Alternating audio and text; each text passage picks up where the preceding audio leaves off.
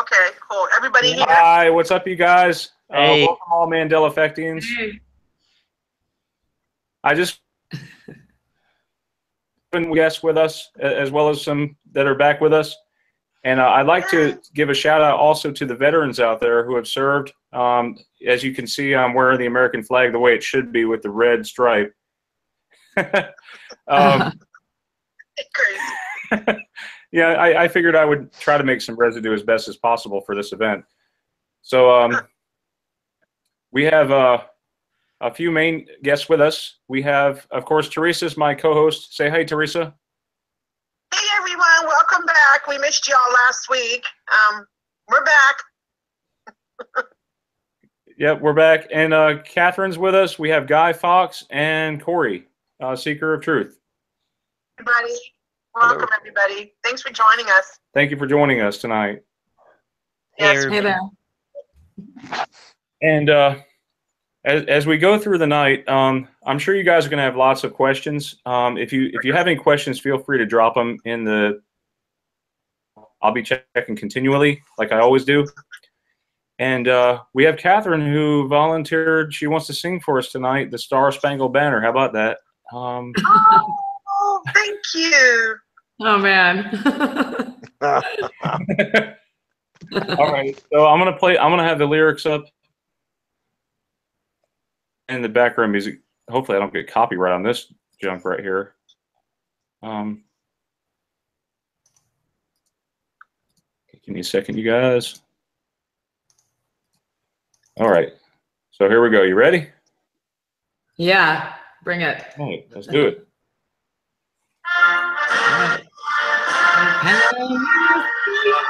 By the dawn's early light, what so proudly we hailed. I told you. I'm gonna try to find a slower one for you. Darn it. Yeah. My throat is shot. I mean, maybe Teresa should sing it. I feel like, I don't know. There we go. Let's see. Well, I thought it was great. Oh, well, okay. I mean, I can do better when I feel better. So thank you. Let's see if this one's any better. Slower motion.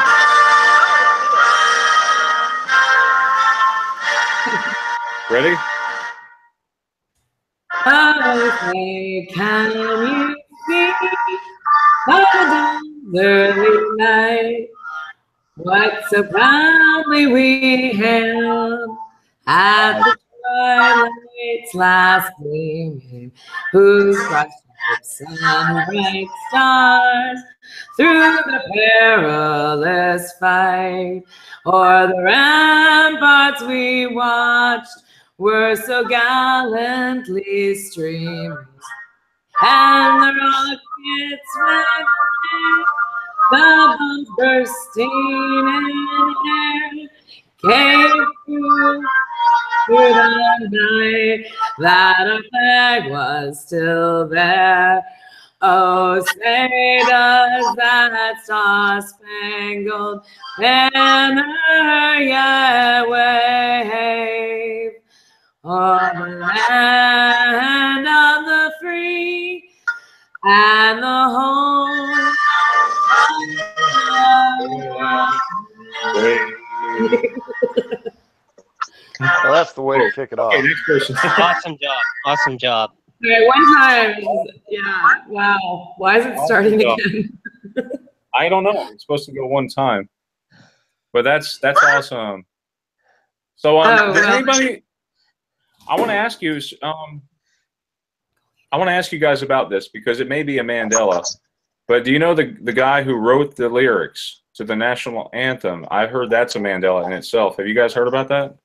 No. Is it Francis Scott Key? Francis Scott Key, and I heard how he wrote it was supposed to be in like a prison cell where he heard the bombs going off in the background, and now it's like totally different now. Yes. Yeah. Yes. Wow. What's it now? What do they say it is? Well, let me see if it's. I remember the prison cell version.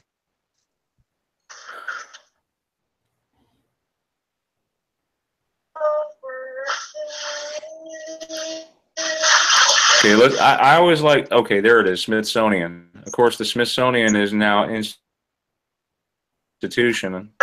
And we know that's Oh, a it's Mandela. Luciferian. So yeah, Right, Ryan? big salute to our veterans, okay? Yeah, absolutely. No, I don't. All right, check it out. This is how the flag that flew proudly over Fort McHenry inspired an American anthem that made its way to the Smithsonian. Now, let me read this. Let's see. On a rainy September 13th, 1814, British warships sent a downpour of shells and rockets onto Fort McHenry in Baltimore Harbor, relentlessly pounding the American fort for 25 hours. The bombardment, known as the Battle of Baltimore, came only weeks after the British had attacked Washington, D.C., burning the Capitol, the Treasury, and the President's house. Oh my gosh. It was another chapter in the ongoing War of 1812. So a week earlier, Francis Scott Key, a 35-year-old American lawyer, had boarded the flagship of the British fleet on the Chesapeake Bay in hopes of persuading the British to release a friend who had been recently arrested. Key's tactics were successful, but because he and his companions had gained knowledge of the impending attack on Baltimore, the British did not let them go. They allowed the Americans to return to their own vessel, but continued guarding them. Under their scrutiny, Key watched on September 13th as the barrage of Fort McHenry began 8 miles away. So, is it saying anything about him in a prison cell? That's what I'm wondering, because I'm not seeing that. Wow. It's almost like he watched from a distance, but they still kept him captive, I think, but it wasn't like in a prison cell. It's different now. What? Yeah, okay. It seemed as though Mother Earth had opened and was vomiting shot and shell in a sheet of fire and brimstone. Key wrote later, but when darkness arrived, Key saw only red erupting in the night sky. Given the scale of the attack, he was certain the British would win. The hours passed slowly, but in the clearing smoke of the dawn's early light on September 14th, yeah, he saw the American flag, not the British Union Jack, flying over the fort, announcing an American victory. Now, Key put his thoughts on paper while still aboard the ship. Let's see. So 2 centuries later, the flag that inspired Key still survives, though fragile and worn by the years, to preserve the American icon. You guys see anything interesting there? Can you read that? I just found her. So this may be a Mandela. It's fine. I don't know my history well enough on that to really say. I got him. I smushed him. Okay, great. So I don't know. Somebody brought this up to me to check, and I thought it would be worth it since we're doing the Star Spangled Banner tonight. Here's something interesting. Look at this. Hold on. Look at this American flag with the red stripe right below the blue. You guys see that? Interesting. Yeah. And right here also, what do we see? The red stripe below the blue. You see that? There's more residue. Look at this. Is amazing. Wow. Is this saying something here to you guys or what? Yeah, Yeah. it says a lot to me. It says that Residue. the thing that I've been noticing with a lot of these things is there will be something will change and there will be almost no residue. Yeah, what are they saying? Maybe a little, if any. And then suddenly more and more will just start popping up. Oh my God, look at this. The National Museum of American History reopened summer 2008, right? It will include a state-of-the-art gallery for the Star Spangled Banner, right? This is some years ago. Look in this casing. There is the red stripe again below the blue. Let's count the stripes. 1, 2, 3, 4, 5, 6, 7. 7 stripes that are there. We have 4 red, 3 white, and then the rest, of course, going up. So, yeah. And I don't know if I shared this with you guys already, but if you look at the American flag, okay, you see it's got the white stripe now below the blue. when you fold this guy in half, look what happens. And I show this to a lot of people if in case they forget. When you fold it in half, you should never see any blue come up over, but now you do. So that tells me it's changed. Yeah, you're right. You're absolutely right on that. We used to fold it for Girl Scouts. Wow. There was some significance to it too. Can't remember what it was. So is this a mark of the original, what we were seeing in that casing? Or did they change it somewhere along the way, I wonder? That looks like a relic of history to me. And I'm wondering when it changed. Do you guys ever wonder that when you're exploring the Mandela effects? And anyone can talk at any time. Just let me know. Like, but do you ever wonder like a timeline of when these effects started happening? Does any of that come to mind? Catherine, do you want to start? Sure. When did I notice it? It was Oscar Mayer about a year ago, and I just blew it off. But I've got to be honest, things have been strange since 2001, 9/11. Things have been weird since then for me. So. And you have some experiences, personal experiences you want to share with us? Well, before we get away from the Star Spangled Banner, I want to say that I thought that the last line was it's instead of o'er the land of the free, it was for the land of the free. I almost said it wrong, but then I thought, wait a second, maybe. So yeah. Anyway. Yes, Yeah. for the land and of the free. It almost sounds like it was like that, wasn't it? For the land of the free and the home of the brave. Yeah. Sounds like it would Now be. now it's what is it now? Or? What is it? O''ER. So what is that supposed to mean? Like over. Over. Okay. Or instead of over. Yeah, like the V is of an apostrophe, at least on those lyrics, like Kind over. of like Captain Crunch instead of Captain. Yeah. Or instead of over. Yeah, I'd say that Well, would probably be a good example. Yeah. I thought it was interesting. The other thing I kept thinking about was, I remember people used to say that the Star Spangled Banner was a silly song because it was about a battle we lost. But clearly that's not the case anymore, right? Right. I just want to throw kind of off topic with synchronicity. As you might know, that in 1919, that November 11th in World War I come on the 11th day and the 11th month. So if you go with the 11/11 synchronicity thing, it's kind of weird how 11/11 comes up. That is strange. Does anyone study numerology here? What is the significance of 11? Oh, I had a nice talk with Andrew Bakanoff today, and he knows all about it. Shoot, he was he was blowing my mind with all the stuff he was pointing out. So, got to get him on to talk about some of that.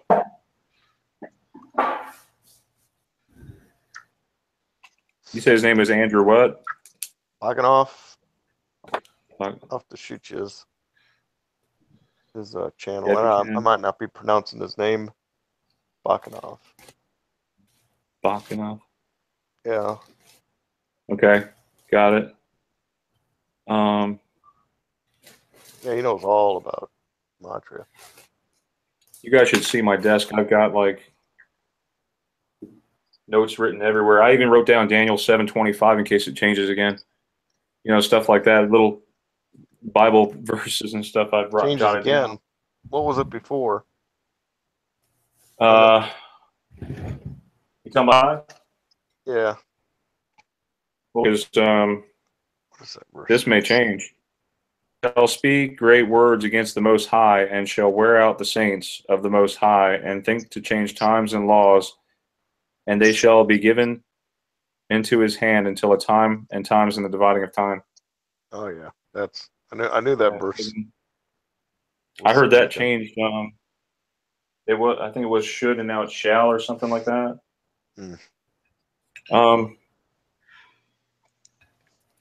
Let's see. Anything else you want to mention about? I heard somebody in the chat mention something about Vincent van Gogh. What do you guys remember about Vincent van Gogh losing his ear? Cut it off, didn't he? Yeah, I did. Right. Dead GPK posted just a second ago that. Well, let me say what I remember and see if it matches what you guys remember. I remember he cut off his ear and he sent it to his lover. Sounds right. That's what I remember. But now it says he lost it in a sword fight or something. Are you kidding? No, he didn't lose in no sword fight. He cut it off because he's crazy. Sword fight. Well, hang on, let's do that. I'm curious. I want to research that for a second. Thank you, Dead GPK, for mentioning that. Yeah, that's a good one.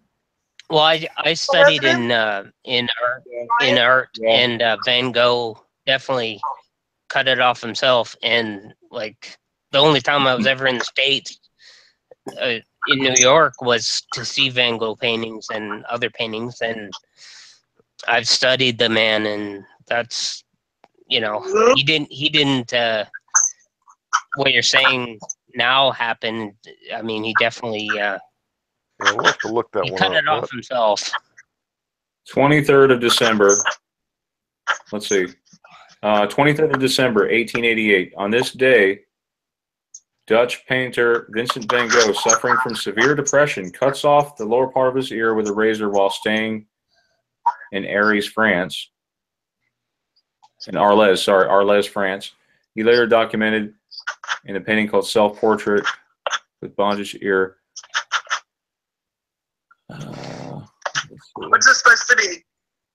I remember him cutting off his ear and sending it. Okay, hold on. He sent it to his lovers, but I remember. Look for some residue. Hold on. Let's read this. However, tensions. Hold on. In 1888, it says, this is in history.com. Van Gogh rented a house in Arles in the south of France where he hoped to found an artist colony to his brother. In Arles, Van Gogh painted vivid scenes from the countryside as well as still lifes, including the famous sunflower series. Oh, wow. I wonder if his sunflowers have changed. You know, because the sunflower.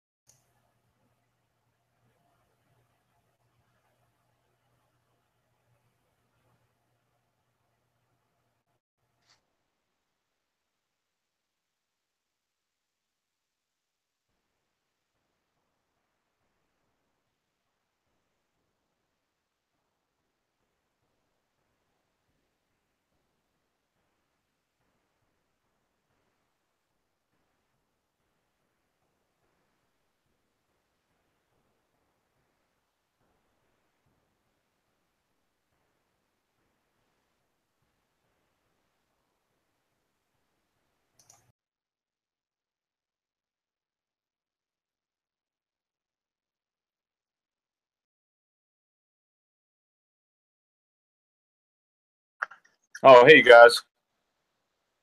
Hey, Did we lose Catherine too? What happened? I don't know. Just kind of went mute for a second. I think it's hilarious that we were talking about losing an ear and then audio we lost. have no ears working. Talk about synchronicity, right? I saw a funny, Yeah. picture of Mike Tyson biting off his ear. I'm here. Yeah. Why don't we talk about that too? We can play that for everyone. Oh, it's playing back. Catherine, are you there? Yeah, I'm here. Okay, great. Hold on, let me. Oh, it's playing back. Okay. Somebody has the actual YouTube feed. Can you guys mute?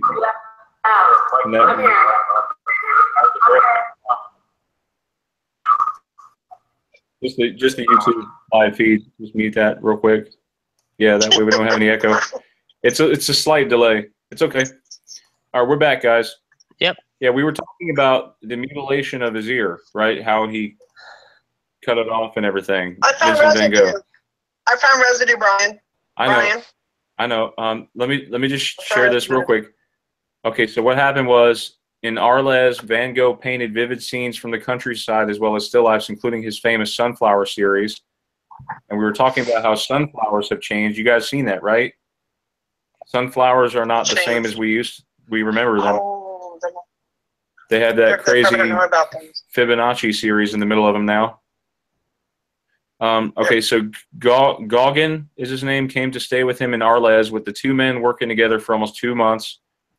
However, tensions developed, and on December 23rd, in a fit of dementia, Van Gogh threatened his friend with a knife before turning it on himself and mutilating his earlobe.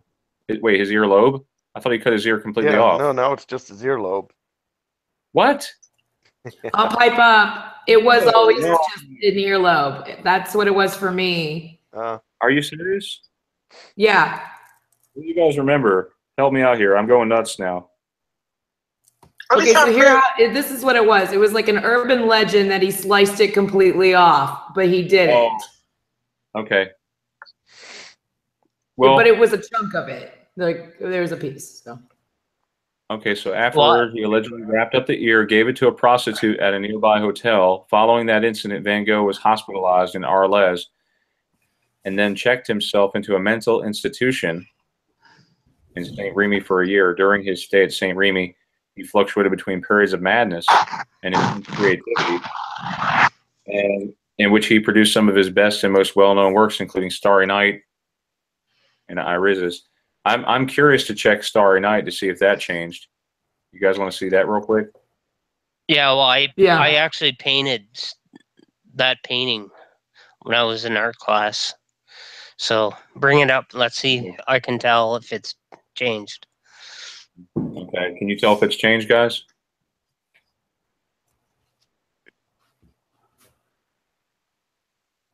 You see anything different?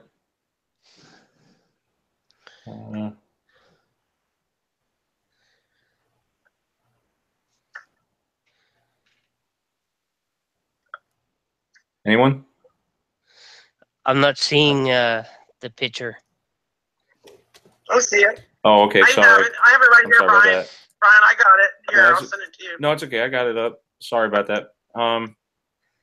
Because I was still sharing the screen before, and now I'm not. Now I am.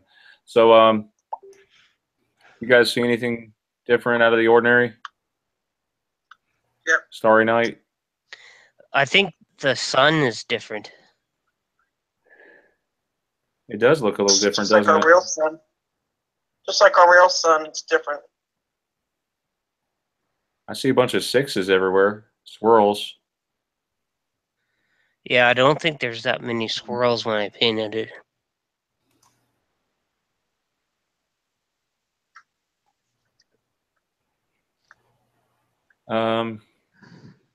It does kind of make this sort of Z pattern right here.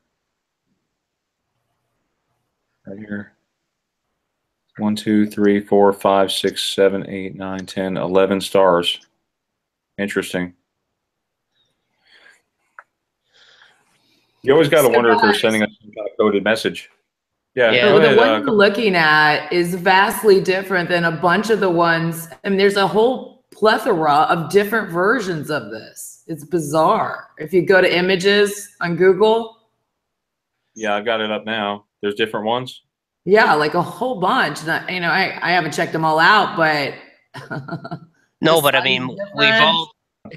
we've all painted it. Like I'm sure people put their own perspective of the painting up on Google. I mean, and did he do any doubles? I wonder. No. Okay. So this is supposed to be the moon. Oh, Rena's in there. Oh, Hey, Rena. Rena might know. She studies a lot Rena's of this here. artwork. Hi, She Rena. might know too. Say Hi, hello to Rena. Rena, Brian. Hi, Rena. Welcome. Welcome back.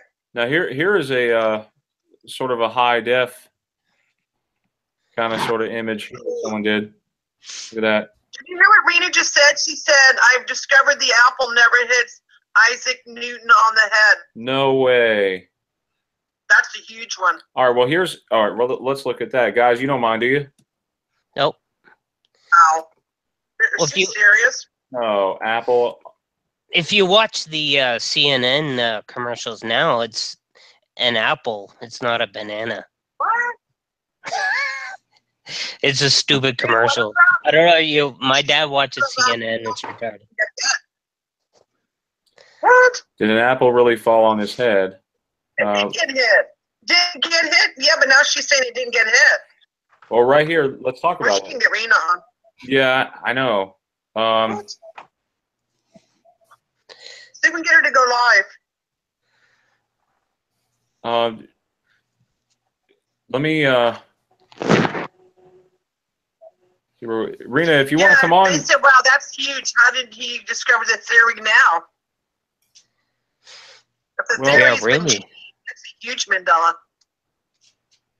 Legend has it, this is according to history.com, legend has it that young Isaac Newton was sitting under an apple tree when he was bonked on the head by a falling piece of Yes. fruit. Century aha moment that prompted him to suddenly come up with his law of gravity. In reality, things didn't go down quite like that. Newton, the son of a farmer, He was said it born in landed by him. It 1642. landed by him. No, I remember him getting hit in the head. Do you? Yep. Rena said it changed. She said it landed by him. She's in the chat right now. So he was Where did born you hear that, 16 Rena? Ask her in the chat. Was born in 1640. I'll try to add her in here, you guys. Hold on. Let me take off screen share. If she wants to come on and talk about it, that's cool. You guys don't mind, do you? No, I got to take my dog out, so I'm going to be off for a second. Like, I'll still be on, but That's cool. I'm not going to be here for like 10 minutes probably. Come on a bit. Yeah, come on, Rena. Brian's Yeah. going to get you on. Let's hear you. I tell her I added her. Just tell her to open up Hangouts. She should be able to get in. Rena, open up Hangouts. But I'm noticing too, guys. Now tell me any Newton's laws of motions, okay?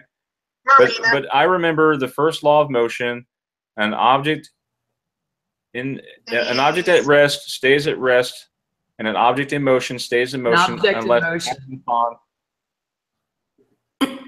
It's supposed to be unless acted upon by an outside force, right? Right. And now it's supposed to be an object at rest stays at rest, or it might have been an object in motion stays in motion, and an object at rest stays at rest, unless acted upon by an outside force. Newton's first Yes. law. And now it's an object at rest stays at rest, and an object in motion stays in motion, and it's got in parentheses if in a straight line path, and then it says unless acted upon by an external force. Now, see, that to me that changes everything, because I remember it being an outside force, and now it's external force. Is that what you guys remember? Or? It's external for me. You remember it that Yes. way? But what are you saying? Like, what do you think the difference is between the two and why? It's the same basic. I mean, that's why it's so hard to tell with some of these Mandelas, but that's just the way I was taught in school, that it was outside force. And now it's external. Everyone knows Newton's third law of motion, right? And for every action, there's an equal and opposite reaction, right? Does anyone, for bonus points here, extra kudos, does anyone remember his second law? Anyone can help me out with that? What?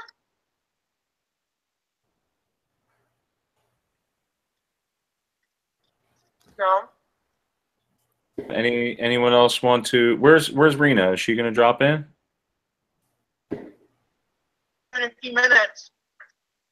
Okay. She's gonna try to. Okay, that's cool. That would be cool. I Thanks love for coming on. I love history. Like history. What is it that they say? If we don't learn from history, we're doomed to repeat it, right? Yeah. Sure. I agree.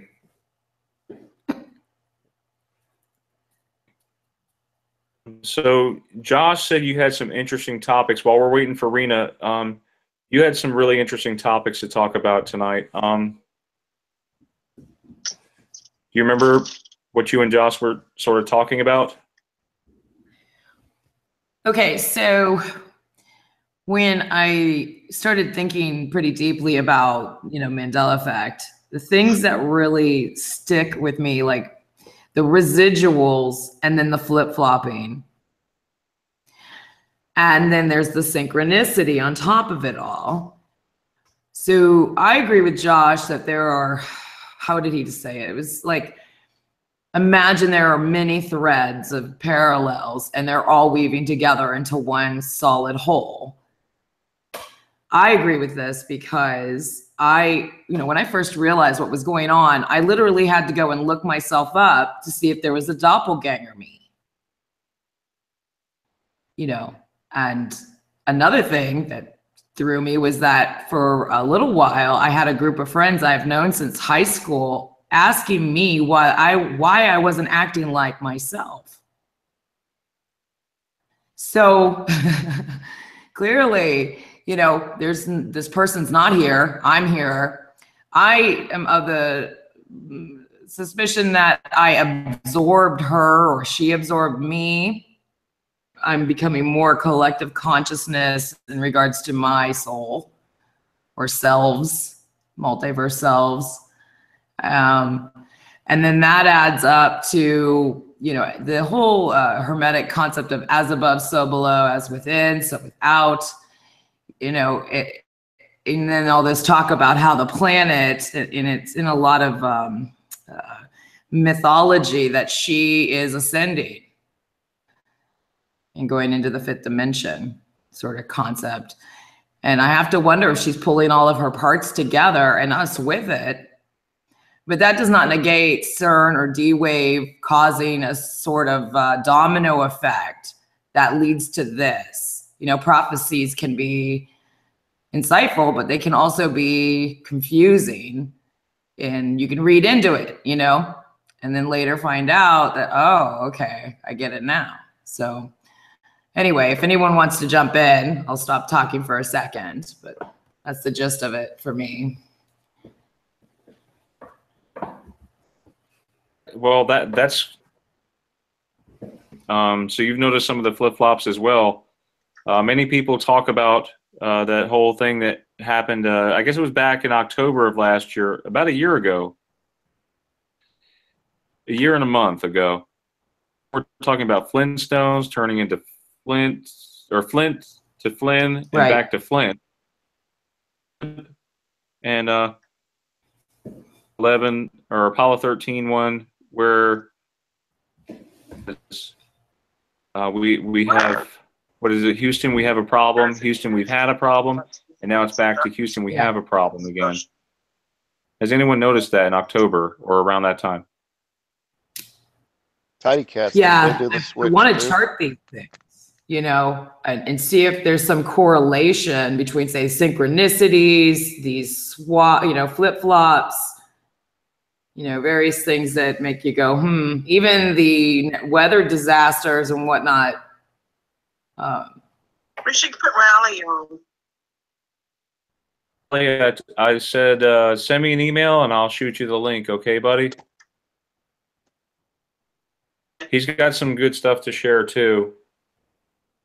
People said August of 2016. Mostly, yeah. Kelly says mine was in August 2016 when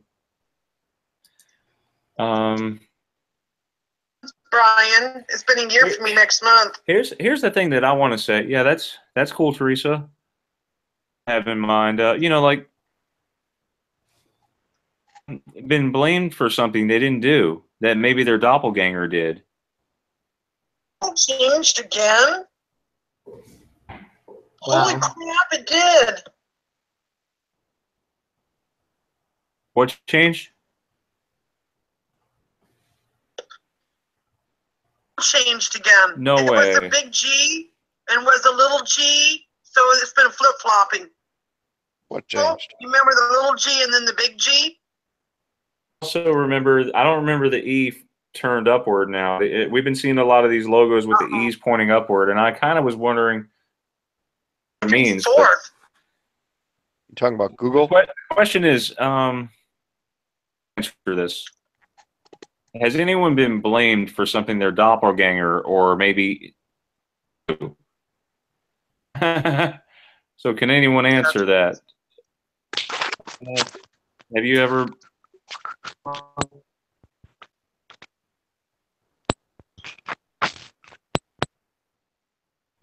Hear me? Yes. Everyone, Brian. Can you hear me? Yes. Yeah, I hear you Tim? now.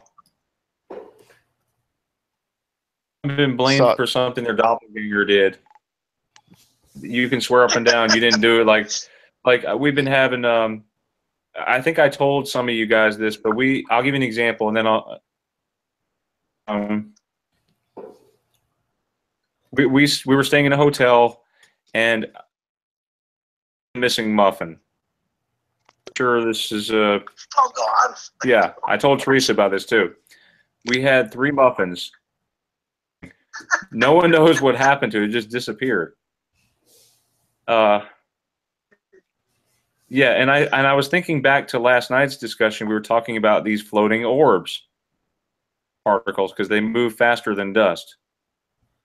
Seen orbs, or has anybody experienced these missing things? Or maybe, okay, where did the TV remote go? Well, I can But tell I'm talking you. about other stuff too. I can tell you that I did a repair job with a guy at work one time where we worked together for a half an hour and we fixed a hand railing. And then a week later, that hand railing was broken. It was completely the way it was before we fixed it. And it made no sense because there's just no way. So I called the guy that I had worked on it with. I called him over to it. I said, "Remember we fixed this last week?" He didn't remember. So we fixed it again. And it, nothing wrong with it after we fixed it.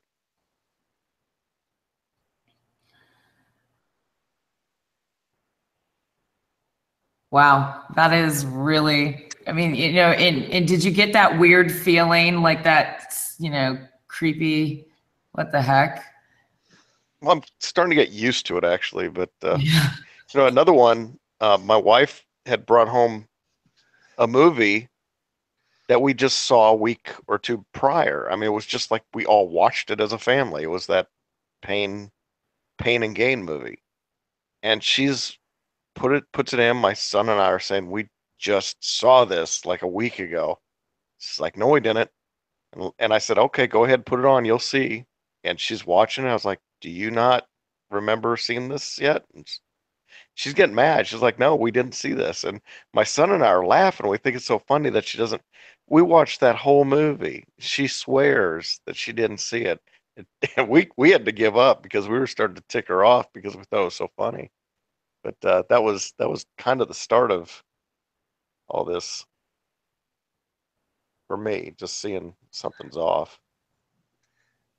Hey guys, I'm back. I'm freezing. Hi. It's cold. Snow. Oh, I gotta get my snowblower going now. It's sad. Anyway, it's a Canadian way. Hey, take off. Anyway, you were talking about how you got to the Mandela effect, and what's funny is that, like, I had learned about it probably like almost 2 years ago, but looking back, do you guys have anything that might have done something that, like, you don't understand, but now with the Mandela effect, you're thinking, well, maybe it's been going on for a long time? Because there's one instance with what actually happened to my girlfriend breaking up with me was she had said I had said something to her mother that was really, really bad. And to this day, I don't remember the conversation. Like, it's like somebody else, or that was me, that talked to her and said something bad. And like it was like about 20 years ago. And I was like, no, I didn't say anything.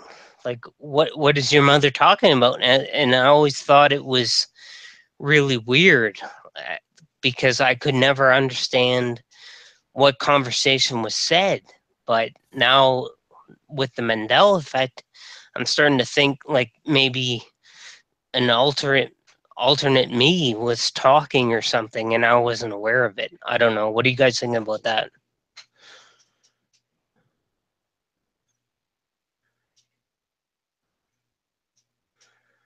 I know Bluebeard would say you just were in a different reality. That's the whole big thing. It's just impact. I just don't know. You know, I mean, Hey, it's Puppy says, hey, pal. possible. You know, that's what happened. I mean, I would have to say the people I used to know are now nicer, which is interesting. Yeah. Like strangely Oh, nice. wow.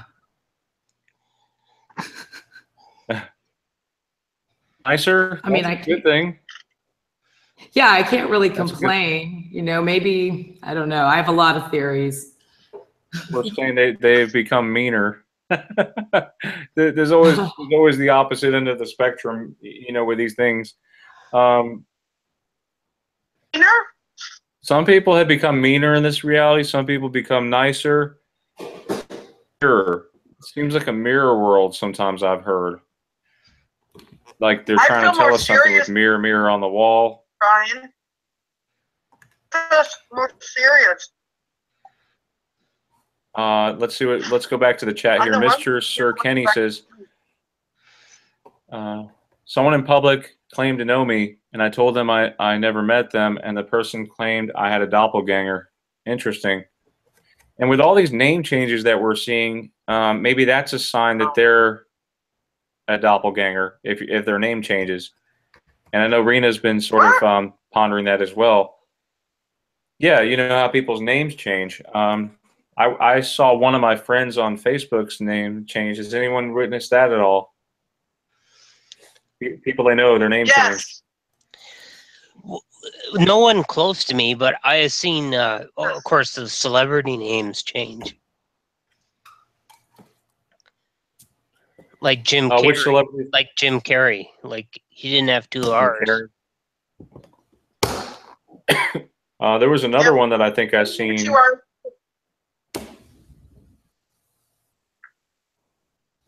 Mark Hamill. Does anyone know how to spell Mark Hamill without looking it up? Please help me.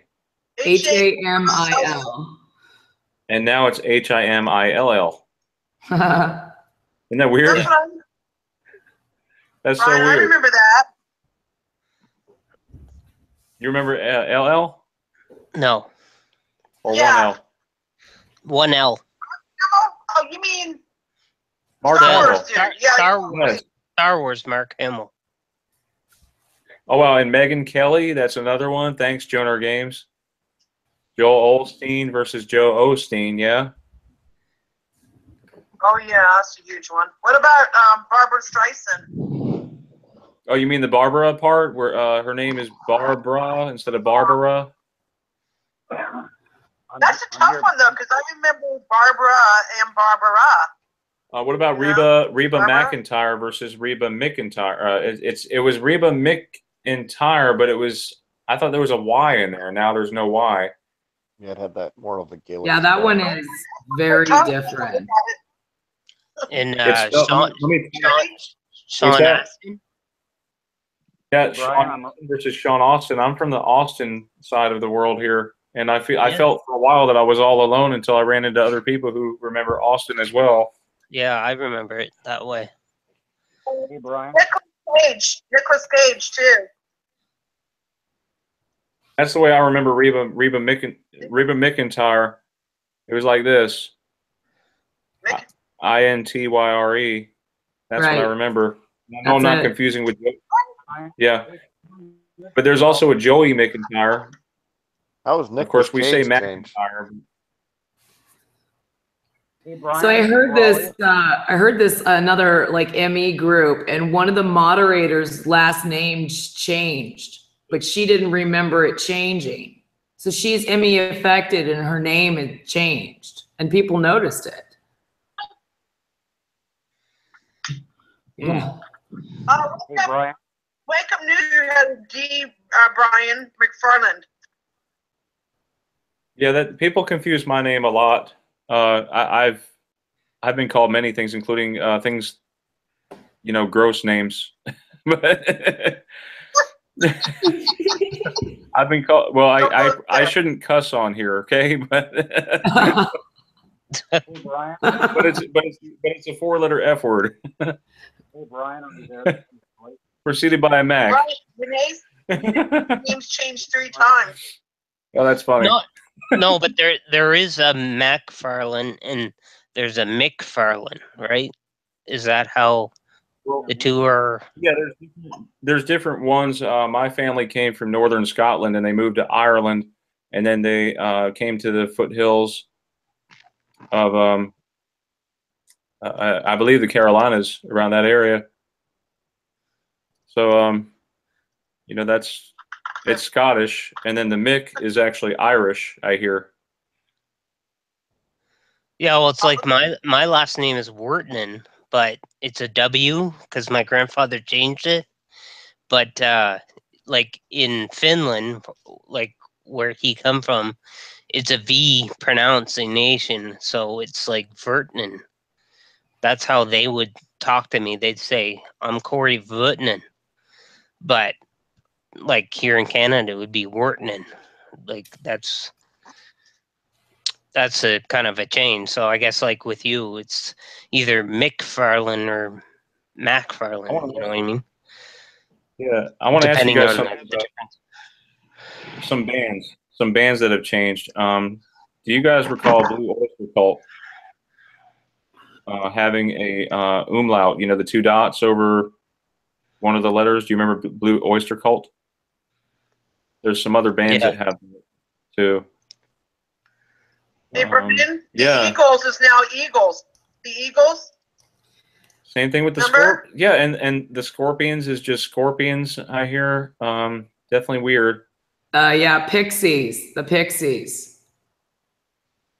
It doesn't even make sense. Pixies. The Pixies, yeah. Pixies, just Pixies. What about Who's that? that's Catherine. Yeah. Hi. Hey, Catherine. The pick. Hi. Oh my God! I just looked at my phone. It's 11:11. No way. Wow. Oh my God. 7-Eleven. For over here, it's 22:11. Yeah, 7-Eleven. way behind. Guys. You had me So- worried there for a minute. I was afraid we only had like 45 more minutes. I was No, like, where'd the time I'm go? in Canada. I'm far away. Yeah, Oh, okay. but the time change is still screwing me up. Same So here. guys, that the time thing with the 4, the Roman numeral 4 blows my mind. So I went to get this clock I had never taken out of a box. Like I had ordered an antique clock, and I pulled the thing out and it was at 11:11, pointing to the 4 ones, not the, No. yeah. Hey, Wow. Brian. Yeah. That's why I can't let go of the notion that there's something more than just some human weirdness or even ET stuff, because I don't know about you guys, but if I feel like when I run into an ME, it's usually connected to some memory that's personal on some level, you know? Brian, Yeah. Well, Yeah. that's I what don't know I if I'm say. alone in that, but I was gonna do a little video about that, just kind of explaining it a little more because, like with the four that I noticed changed, uh, I remember when we first were spotting it that all the clocks seemed to be 4 dashes. It just seemed like every clock. And I looked it up online and I looked at the clocks in my own house and they followed that pattern of the 4 lines. And I for a while I didn't think any clocks had the traditional 4. I thought that's just something they do in clocks for whatever reason. I just assumed that must be the thing. But I looked at my own clock and I couldn't remember if I'd ever seen wow. it the other way. I just didn't have any reference because I never stopped to notice it. But then the other day I was at work and I had a clock and I saw that change and I said, well, I need to go home and check my own because I remember that at 4 lines. And when I got home, of course, it didn't. If it hadn't been for all of that thinking about it and tracking it, I would have never noticed. It would have escaped me. It's this tracking it and having a reason to think about it. That's what really brings it forward. And if it's not for that, you almost have this like mind fog where something you can see every single day, it'll change, but if you don't have something to snap you out of it, you don't even notice it. I still am amazed, like Hillary Clinton. I remember the day her name changed, where she had the one L and then it switched to two, Yeah. but the whole world just seemed to like mind fog through it, like it didn't happen. And the reason I knew it happened is because I was looking at her name and trying to remember if it ever had 2 L's. I mean, I was studying it, trying to say, huh, was her name ever 2 L's or is she just spelling it like Hillary Swank and Hillary Duff? But then it switched and there was no denying it. There was no denying it because I was tracking it and I had something of a hard anchor memory. Now, if it weren't for that, I would have missed it. I know I would have missed it. I would have just been in the dream state. Another one that this happened to me with was the traffic lights. A long time ago, and this is before I even realized anything was going on, years ago, I was driving and I realized this memory that I had when I was young and a teenager that the traffic lights followed like a reading pattern from reading the top down, top to bottom. So it would be a green light, meaning go, yellow saying prepare to stop, and red meaning stop. And it was a logical order. And I remember thinking it was a logical order. So the one day I realized that the traffic lights weren't like that anymore, it really it troubled me because it's like, why would I have this strong memory of equating it to that? And it's not the case. And there doesn't seem to be any history of it ever happening that way. So that was many years ago, and I didn't think about it. I just put it away after pondering it for about a week. But there's some sort of an anchor that kind of snaps you out of it, that brings back the memory.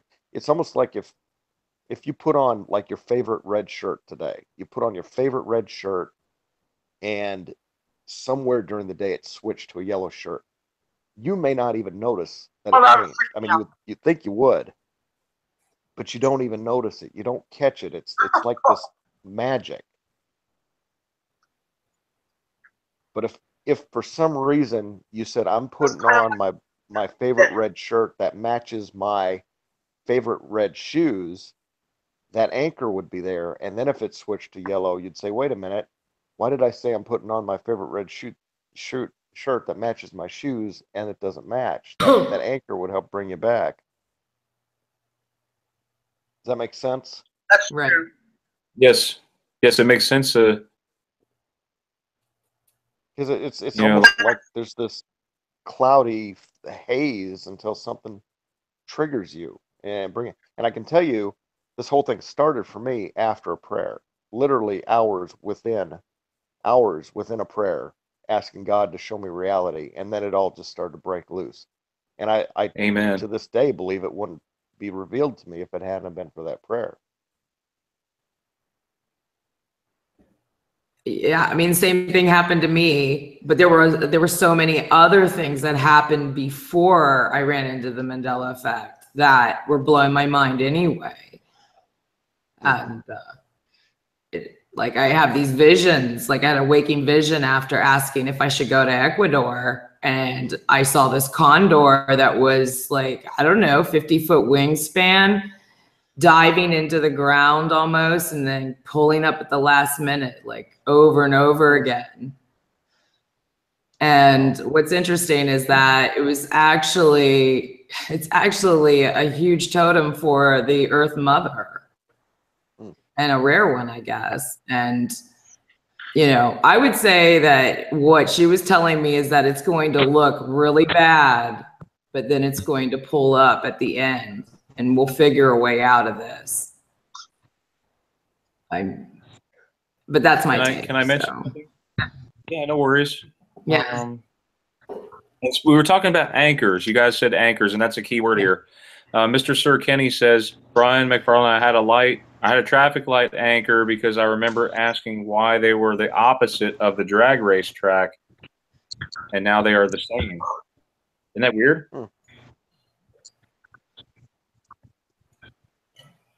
So yeah, What does everybody remember with the lights, Brian? You want to do a poll? Red, yellow, green, or green, yellow, red? Hey, Brian. What do most people remember? For what? We should do a poll. For what? The traffic lights. We should do a poll. All right, let's everybody say what was it? Was it always from top down? Was it red, yellow, green, or green, yellow, red for you? Red, yellow, green. Red, yellow, green for you? For me. In Canada, it's still red, yellow, green. Yeah, I know. I'm remembering red, yellow, green, but I'm not sure if that's my upgraded memory or Did you what. know that in Wisconsin? Why my ears are? Oh wow! Tonight around 2:31 in the morning. Right now, my right ear is ringing like loud. Crap. It's usually well. Let's take a vote, guys. Is it Ow. ear or left ear that usually rings a lot, or is it both? Either one. My right. For me, it's my left. My right, but sometimes both. Sure. Both for me.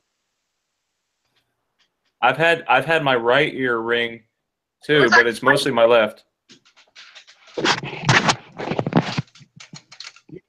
you guys remember years ago they would tell us like not to hold the cell phones up to our face or it could cause like brain tumors, brain cancer. Yep. Yeah. I guess we all have brain tumors and brain cancer because I've been holding it up to my head since day one. So have you guys talked about that brain parasite that the Gnostics warned about? No, what is it? Is it like a robot, like a mini nano robot, or what? Well, so in the Gnostic creation story, the wisdom goddess Sophia, she's a wisdom goddess, which is interesting. So she falls out of the center of the Milky Way and creates these inorganic reptilian creatures who then get to create the entire solar system, which would totally bring in that whole Planet X, Nibiru, Anunnaki. I mean, it goes on and on with this story. So anyway, to control people, the Gnostics said, you know, this is Gnostic Jesus, you know, it's like for people who don't know, it's like the stuff that the Catholic Church burnt. And it's really interesting. A lot of people are covering it these days, though. So anyway, the parasite is supposed to make you not care about anything. Is that the one that comes attached in there with blue shots these days? Yeah. Yeah, I wondered that. The Right? Let's look that up. I want to see what one of the brain parasites. Who wants to see a brain parasite? Not me. Let's Delicious. see what that looks like. No way.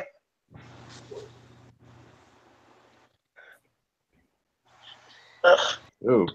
Look, there's Donald Trump right You at can the tell the top. difference between some of these brains look like Hey, Brian. Hey, Brian. Yes. Hey, Brian.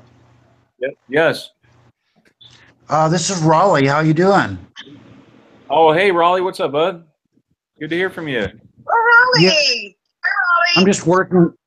I'm just working with stone knives and barrel. But Brian, I really appreciate your good work with this Mandela effect. It's just the most amazing thing I've ever seen.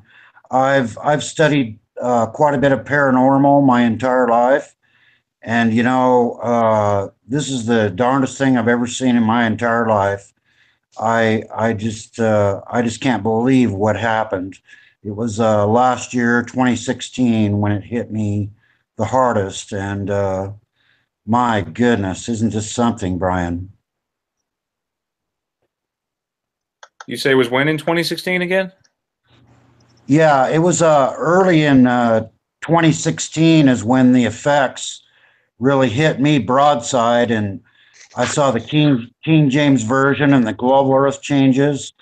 My goodness, I've never seen anything like this in my entire life. Brian, I've been to the Giza Plateau. I've studied paranormal all my life. I I've been in crop circles and witnessed orbs and stuff like that. This Mandela effect is the biggest thing that I have ever seen in my long life. I'm in my 50s, Brian. Wow. So, how long have you say you've known about the effect since early last year, right? Yes, sir. That's when you first started. What was the first one you noticed? The first change? Well, I was what I was doing was I was looking at the Zapruder film with the John Kennedy assassination, and I was speaking to a friend, and he's a really intelligent man, and I said, "God, Tim," I said, "doesn't this look like you know that Jackie O had shot John Kennedy?" And then he was like, "Have you lost your mind, Raul?" And I'm like, "Oh no."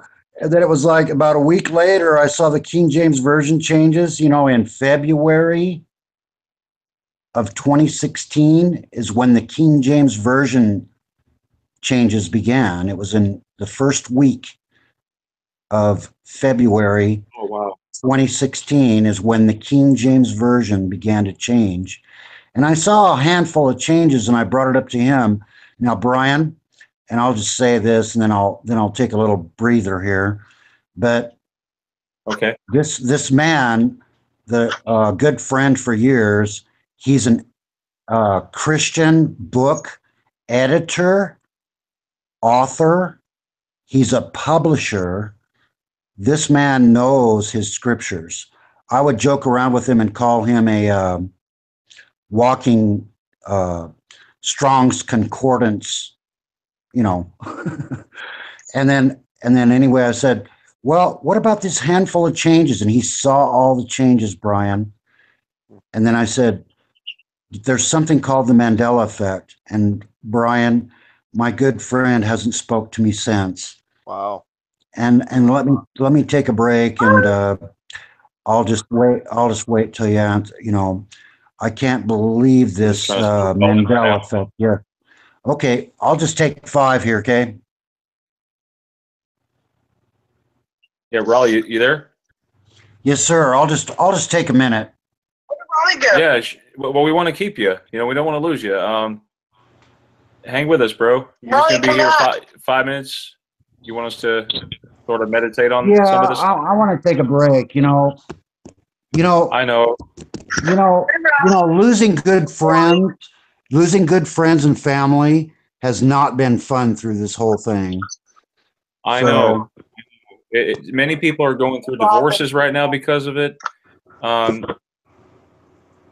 Relations are getting thinner these days, it seems. And I will say this: a close family member today got into a car accident.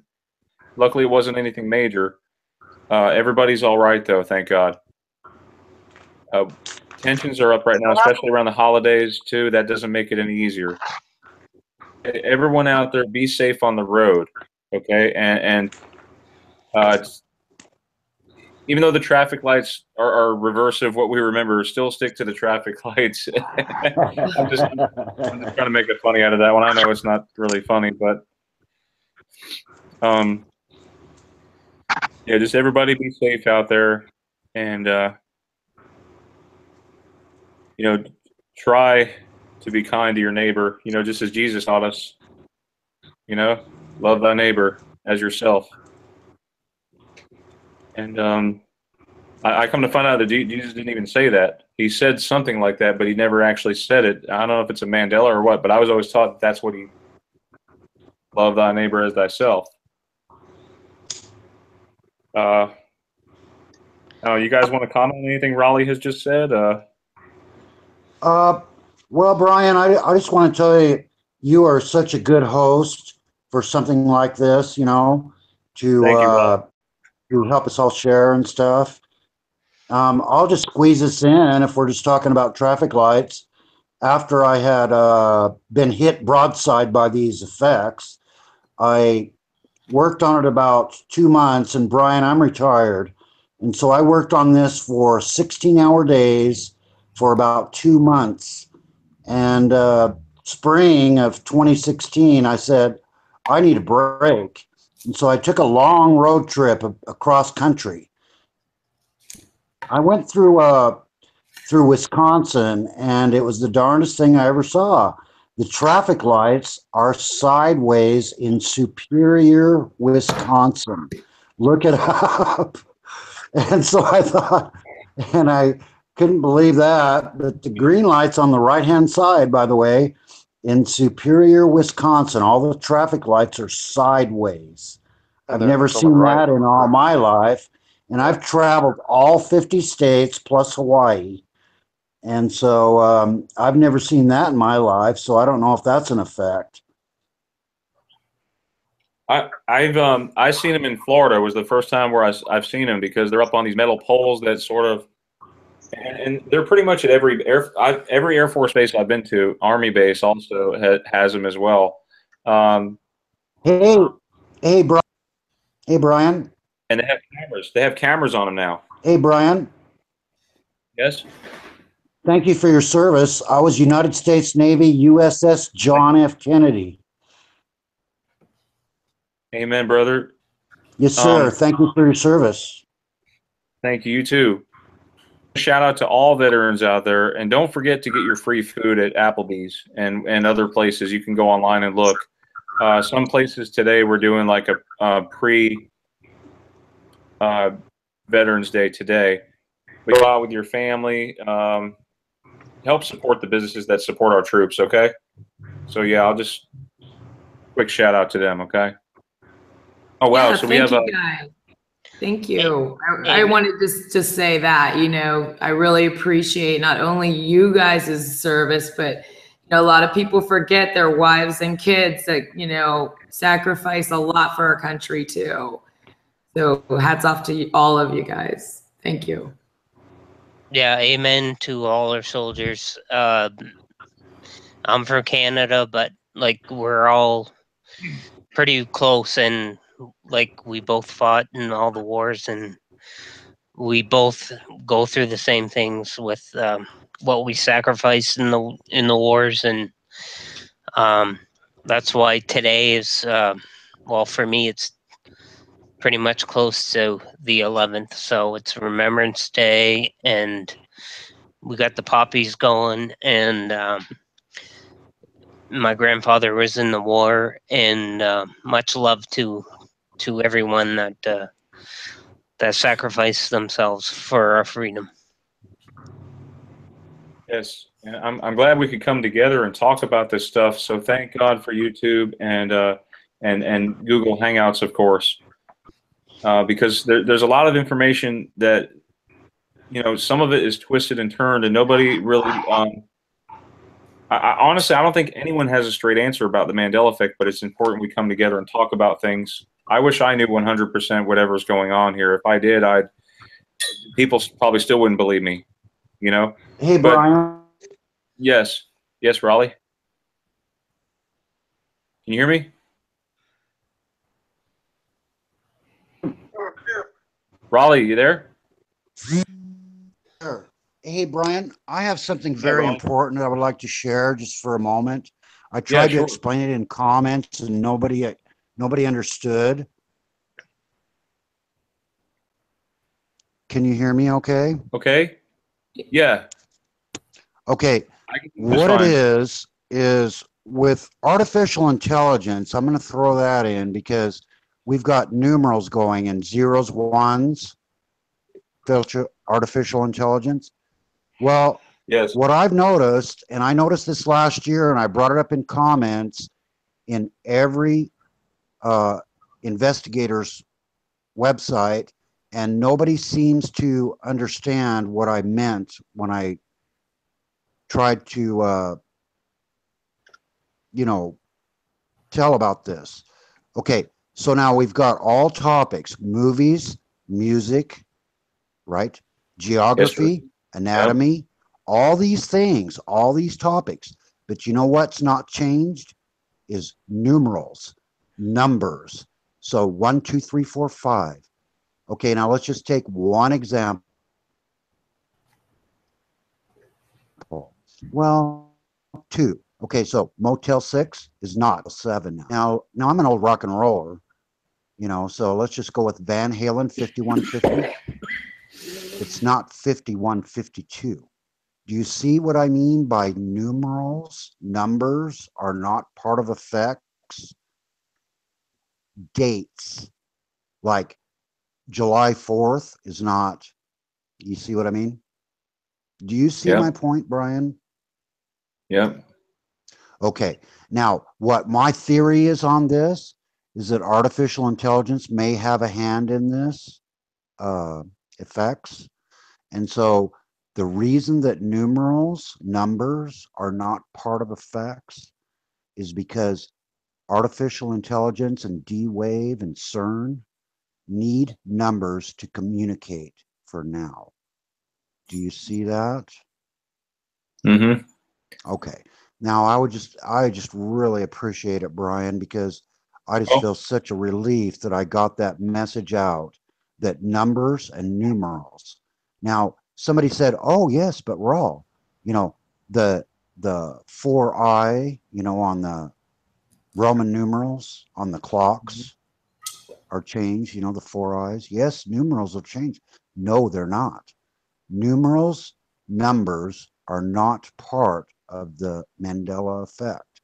And I don't know, I just gave you my theory why, but I think that's significant, Brian. And I saw that right out of the gate. When you just said that, I didn't think about it, but 4 eyes is what someone usually gives someone to a nickname who wears glasses or something. I didn't realize when you said it. But there's something I wanted to point out too, real quick, about the clock. Like because there's residue. If you look on the back of a $100 bill, and you look with a magnifying glass, you can see that the clock is it's got the Roman numeral 4 still. But look what the Roman numeral upside down says. It says AI right there, numeral 4. Wow. If Wow, you man. flip it upside down, AI. And what number? What number is this pointing to here? 2 looks like 2. 223. Interesting. Look at that time. 223. 223. 223 is 322 in reverse, and 322 is a Freemason thing, skull and bones. Right. I just wanted to share that with you guys. Sorry, I get off topic sometimes. You know how our brains are. Oh crap! But yeah, are thinking it's purely biblical. There's been numerous scholars to come up with biblical code. Have you guys ever looked into biblical code at all? Skeleton changed again. Oh, did the skeleton change? Oh, by the way, how does everyone like their alien? How does everyone like their alien Bring up butts the now? skeleton. Does anyone like their new alien butts? Oh man. Yeah, I mean, it's interesting, right? I like how my stomach growls above where my stomach used to be. Yes, that's true. Oh yeah, Sacred Appleseed pointed out here that Jesus feeds 5,000, changed to 4,000. We'll see. Matthew 14. In Matthew 14, Jesus feeds 5,000. In Matthew 15, one chapter later, he feeds 4,000. So I don't know. Do you guys remember that? That's misleading. That then if you get her on, give me eggs. Yeah. Yeah, Guys, Migs thank should you. be on here for I'm that. gonna have to run, but say hi to Megs for me, and y'all have a Oh, good guy. night. Take care, brother. Just parting Bye. thought, we talked about, when we all first saw this, and I know 2015, 2016 were really big spikes, and it is interesting. I just noticed today an article. I just came across it. I knew about And it, but I came across an article. Remember Saturn and the hexagon? That thing Right. Yes. just changed colors between 2012 and 2016 from blue to gold. Just Ugh. find it kind of interesting. Yeah. And it made me think of that lady with the blue and black and blue dress that changed to white and gold. Just reminded me of that. But interesting times we live in for sure. I don't know if there's any connection there, but I'm going to run on that note, and y'all have a good Yes. night. Night. Thank you, Guy. Guy. All right. Bye. I wanted Bye-bye. to, Guy, I wanted to share with the audience how they can get to your channel. Just look it up. It's spelled FAUQES, Guy Fawkes, and please subscribe, guys. Yeah, it's kind of hidden. You can type in Mandela Effect Guy, and it sometimes gets more hits that way. But give her a Hey, shot. Guy, Okay. before you leave, I'm reading Anne Rice. Like, I'm a big fan of Anne Rice. Uh-huh. In her novel, her new novel, of course, like, it's the vampire. You must have heard Interview with the Vampire Yeah. and stuff. Right. I mean, that's what got me on the Yeah, that's a Mandela big one. Effect in the first place. But it's funny that in this book, she's writing that a certain type of new humans, their blood is made of white and gold. Oh, that's interesting. Yeah. Pretty interesting. Yes. So All right. Yeah, we'll have I to don't look know. into You that. Try can and look connect the into it. dots. You Yeah. can look into it. To me, when you said that, I'm like, I automatically thought of that because I'm still reading it. So Something's going on. All right, y'all. Guy, We'll have a. Yep. Guy, real quick, you mentioned something with the Terminator. Do you remember him saying, "I'll be back"?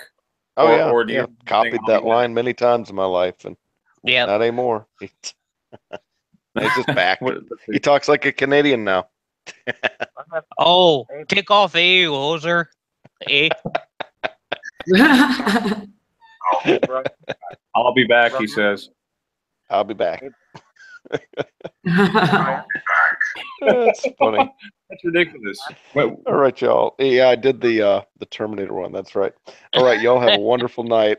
Okay, Guy. God Night. bless. Night. Bye-bye. Say hi to Megs. Yeah. All right. thank you for Bye. coming on.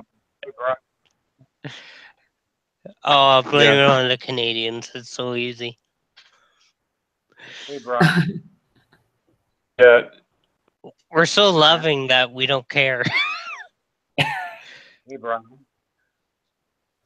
who's speaking? Sure, this is Raleigh. Say, Brian, I saw something with the Terminator as well. Hey, Raleigh. And, the close-up, the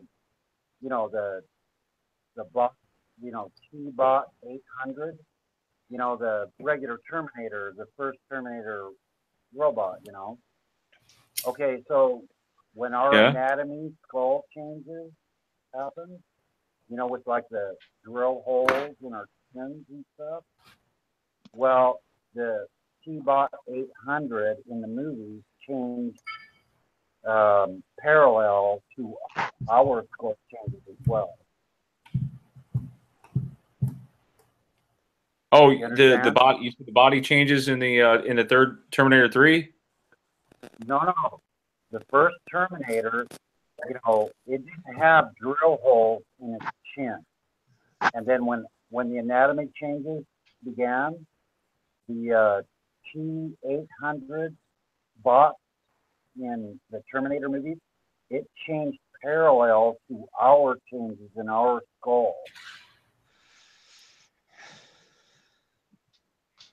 You understand? Yes. So, should I bring up a picture so we can see it? You know, it might be worth it to take a second look. Do it. Yes. I'll tell you what, I knew what that T-Bot 800 looked like. And I'll tell you, when the changes started, I went to that T-Bot 800 and skull started to change in that T-Bot phase as well. Wow. See, here's the thing with the Terminator 1 skeleton. Do you guys remember this hole at the top here of the head? There's like it's like where the third eye would be. You guys see that? Right. Clear to you? You remember that? I'm not remembering this U-shape thing right here. You know, it looks weird because you think it would be done more precisely, you know?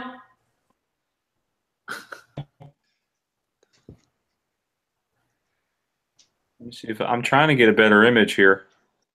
I'm gonna have to rewatch this movie now because the skeleton does look different on here. You're right.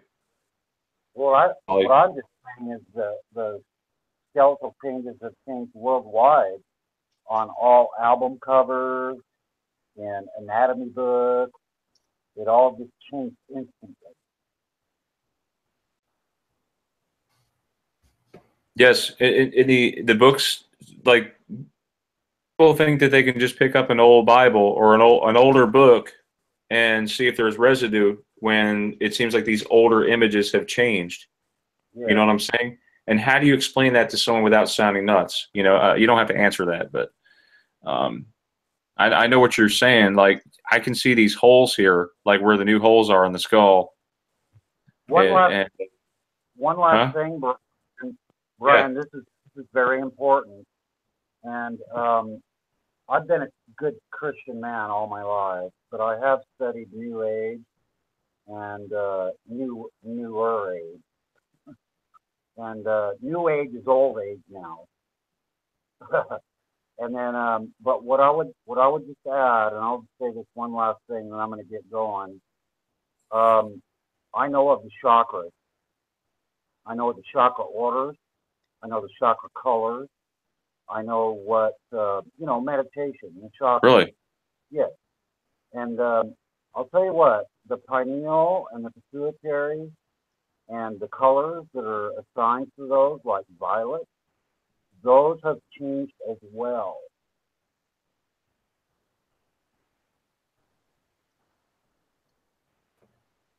Hmm. Yes, sir. Yes. The pineal was never white, and the pituitary was always violet, and the pituitary was always the third eye. So, New Age changes, Catholic writ. You know, the Book of Mormon. Did you know the Book of Mormon has the lion and the lamb? Did you know that? And it's in. No, I didn't. Yes, it is. It's in. So that's been changed as well. Or you're saying it does have the lion and the lamb? Well, sir, in the second Nephi in the Book of Mormon, for I don't know, all I've studied it. You know, I've studied all of their writings, and you know, second Nephi, Book of Mormon always had the lion and the lamb, and now, Brian, it says the wolf and the lamb. It has changed exactly like I. No, it can't be. Yes, sir. Oh, it says right here. It says the earth. It says here, the earth will soon be reaped. That is, the wicked must soon be destroyed from off the face of the earth. For the Lord hath spoken it, and who can stay the hand of the Lord, or who is there that can measure arms with the Almighty? For at his commands the heavens and the earth must pass away. The day is fast hastening on when the restoration of all things shall be fulfilled, which all the holy prophets have prophesied of, even unto the gathering of the house and of the house of Israel. Then shall come to pass that the lion shall lie down with the lamb. Wow. Is that residue, or did it really change? You know, Well, I don't know. I'm not exactly sure what you just read, Brian, but I'm going to tell you right now that the Book of Mormon, Second Nephi, has changed from the lion and the lamb. There's a verse in the LDS, the Mormons, in their book, the lion and the lamb changed to the wolf and the lamb. And Oh my God. It says it right here. No. No. I brought that up to Okay. Salt Lake leadership, and they didn't want. They said, "Don't call me, or don't call us. We'll call you." They were so upset about it that the LDS people. I've had an LDS friend for 35 years, and he won't speak to me about it. He said, "Raleigh, I don't." It says right. Oh my God! It says it right here. It says the second book of Nephi, chapter 30, verse 12. And then shall the wolf dwell with the lamb, and the leopard shall lie down with the kid. Yes. Now, calf, and the young lion, and the fatling. Excuse me, Brian. That used to read, "Lion shall lay with the lamb." It did. Anyway, so I've got a couple of phone calls, Brian. I really appreciate you inviting me in tonight. And once again, thanks for your service. And you all have a good night. Thank you too, Raleigh. Thank you for your service as well. Glad to hear you speak finally. Thank you.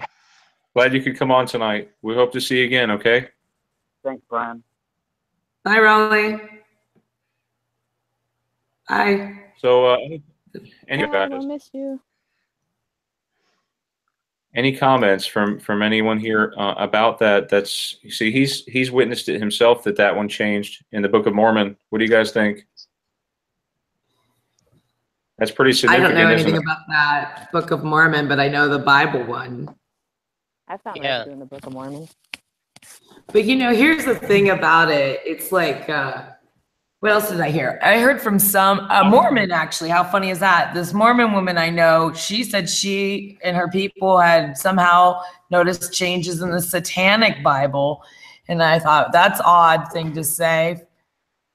It took me aback. I don't read the Satanic Bible. I did see it once and checked it out. It was really boring, and it was a lot like, it was like just being selfish, like your inner Satan. It was interesting. But anyhow, I guess there's one change in the Gnostic text, and I can't remember what it is offhand. But John Lamb Lash's channel, Mandela Effect Decoded, goes over that. Though I don't exactly agree with him on a lot of things, but he's an interesting guy. Anyway, there's my 2 cents. No, I'm not a big church guy. Like, I used to go with my aunt and grandmother, and I was in Bible school. Like, it was really early on. But I mean, it's another Mandela effect to me that it was always the lamb lies with the lion. You know what I mean? Like, maybe, it's funny to hear from different religions that it changed for them as well. Right. And my question is, what's the difference? What does it really mean? Like, I feel like I'm over categorizing, this Mandela and that Mandela, and just like, what is this? What is that? But I really want to get to the bottom of it, I know what you mean. No, it's so funny because we're all looking for an answer and we can't find it. And God only knows what he's doing. And unfortunately for... Oh, okay, cool. Everybody here? Hi, what's up, you guys? Hey. Welcome all Mandela Effectians. I just guests with us, as well as some that are back with us. And I'd like to give a shout out also to the veterans out there who have served. As you can see, I'm wearing the American flag the way it should be with the red stripe. Yeah, I figured I would try to make some residue as best as possible for this event. So we have a few main guests with us. We have, of course, Teresa's my co-host. Say hi, Teresa. Hey, everyone. Welcome back. We missed y'all last week. We're back. Yep, we're back. And Catherine's with us. We have Guy Fox and Corey, Seeker of Truth. Everybody.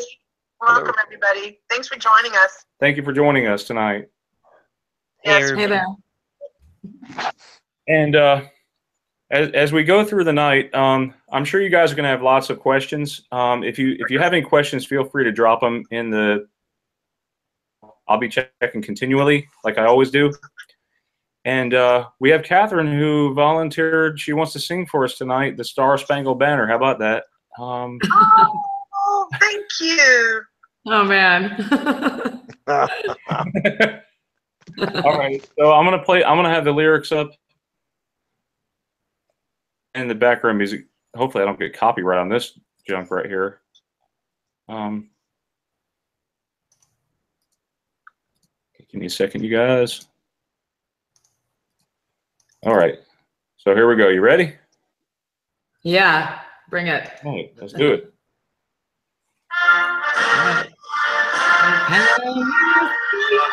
By the dawn's early light, what so proudly we hailed. I told you. I'm gonna try to find a slower one for you. Darn it. Yeah.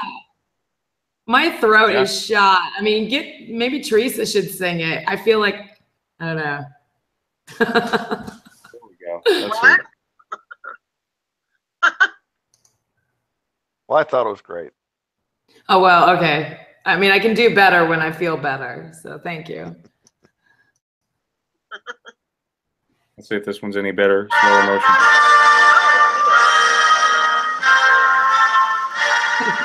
Ready? Okay, can you see by the dawn's early light what so proudly we hailed at the twilight's last gleaming, whose bright stripes and bright stars through the perilous fight o'er the ramparts we watched were so gallantly streaming. We're in our own group where everybody else in the world doesn't understand. What do you guys remember about that Golden Earring song, Twilight Zone? Is it stepping into the Twilight Zone, help I'm stepping into the Twilight Zone, or slipping into the Twilight Zone? Stepping. It seems like it's stepping now, isn't it? But was it now. slipping before? Yeah, I thought it was slipping. Hold on, someone said we're not. Hey, Meeks. We got Meeks. What's that up, guys? Hey, Meeks and Corey. And we got Maria and Brian and Catherine. Hey. What's up? Hey, Catherine. Nice to meet you. Good to meet you too. I've been watching your channel a bit. Oh, nice. Oh, thank you. Oh gosh, I'm like knocking stuff over the place. Yeah, I almost did it. Oh my gosh, I'm like so depressed tonight. I like almost didn't come on, but I like instantly get happy when I'm hanging out with people who like just know what's going on in the world. Oh my goodness. Life is crazy. I was telling my friends today, I was like, I think they've turned the cell phone towers to like the mega sad frequency in the past couple days. So just like pumping out sadness. So, someone tell me a joke, actually. Does anybody know a good joke? Okay, where does the general keep his armies? Wait a minute. Brian, is that your face? As he's got the American flag. Face. Okay, I don't need a joke anymore. I just get my face. Oh my gosh. Wait, what? Oh, it's for Veterans Day? Yeah, it's for Veterans Day. So where does Meeks? You see how I got the red stripe below the blue? Oh my gosh, Brian. That's amazing. So where does You look like it's like a Braveheart costume, like a bleed It over. He's Mel Gibson in the flesh. Oh my! General keep his armies. Can anyone answer that? Where does a general keep his armies? Oh Close gosh! to his Up his vest. sleeveys. Yes, up his sleeveys. Yes, I knew.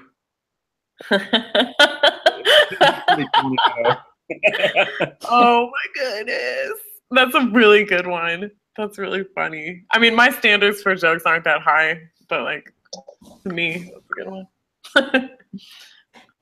I heard that one earlier. I figured it'd be good for Veterans Day. Make sure you sing us the song, Brian. So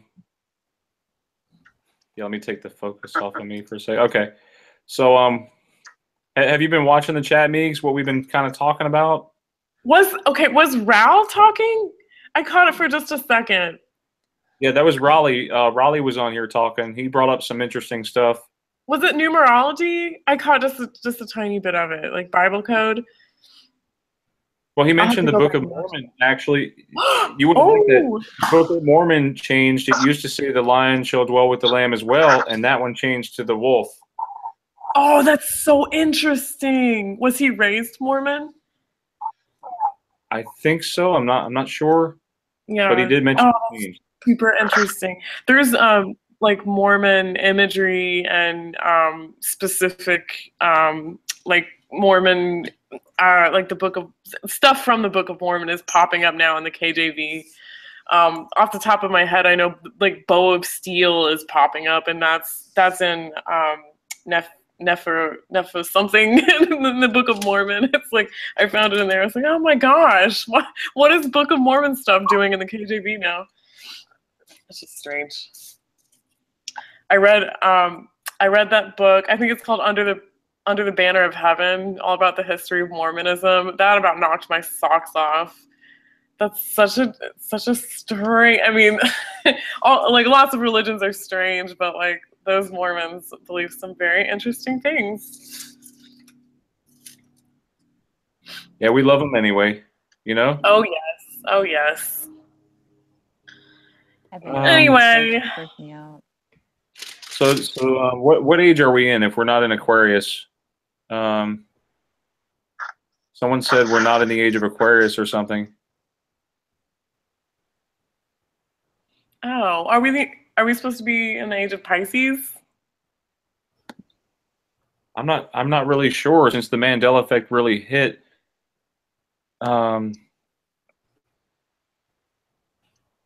Everything just seems really off. Like, oh, I'm all like bouncing around right now. I know we're bouncing around with topics. Somebody mentioned that the age of Pisces versus the age of Aquarius. Remember Virgo. Speaking of zodiac, does anybody remember the Virgo sign having a cornucopia? Oh God. I always try to stay away from what is that considered, astrology? Astrology, yeah. I never really paid too much attention. I feel the astrology portion. Not me much either, but I did check at the end of the day to see if it actually came true. Did anyone ever do that?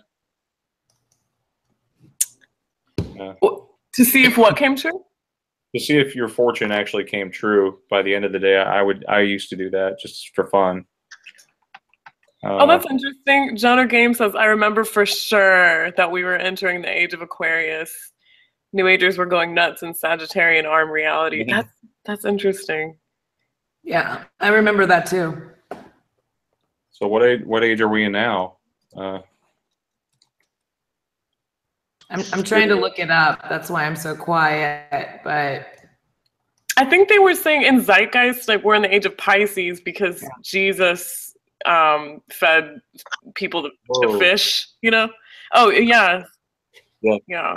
And then we're going to shift. In Zeitgeist, they were saying we're going to shift out of the Christian paradigm into a new evolution.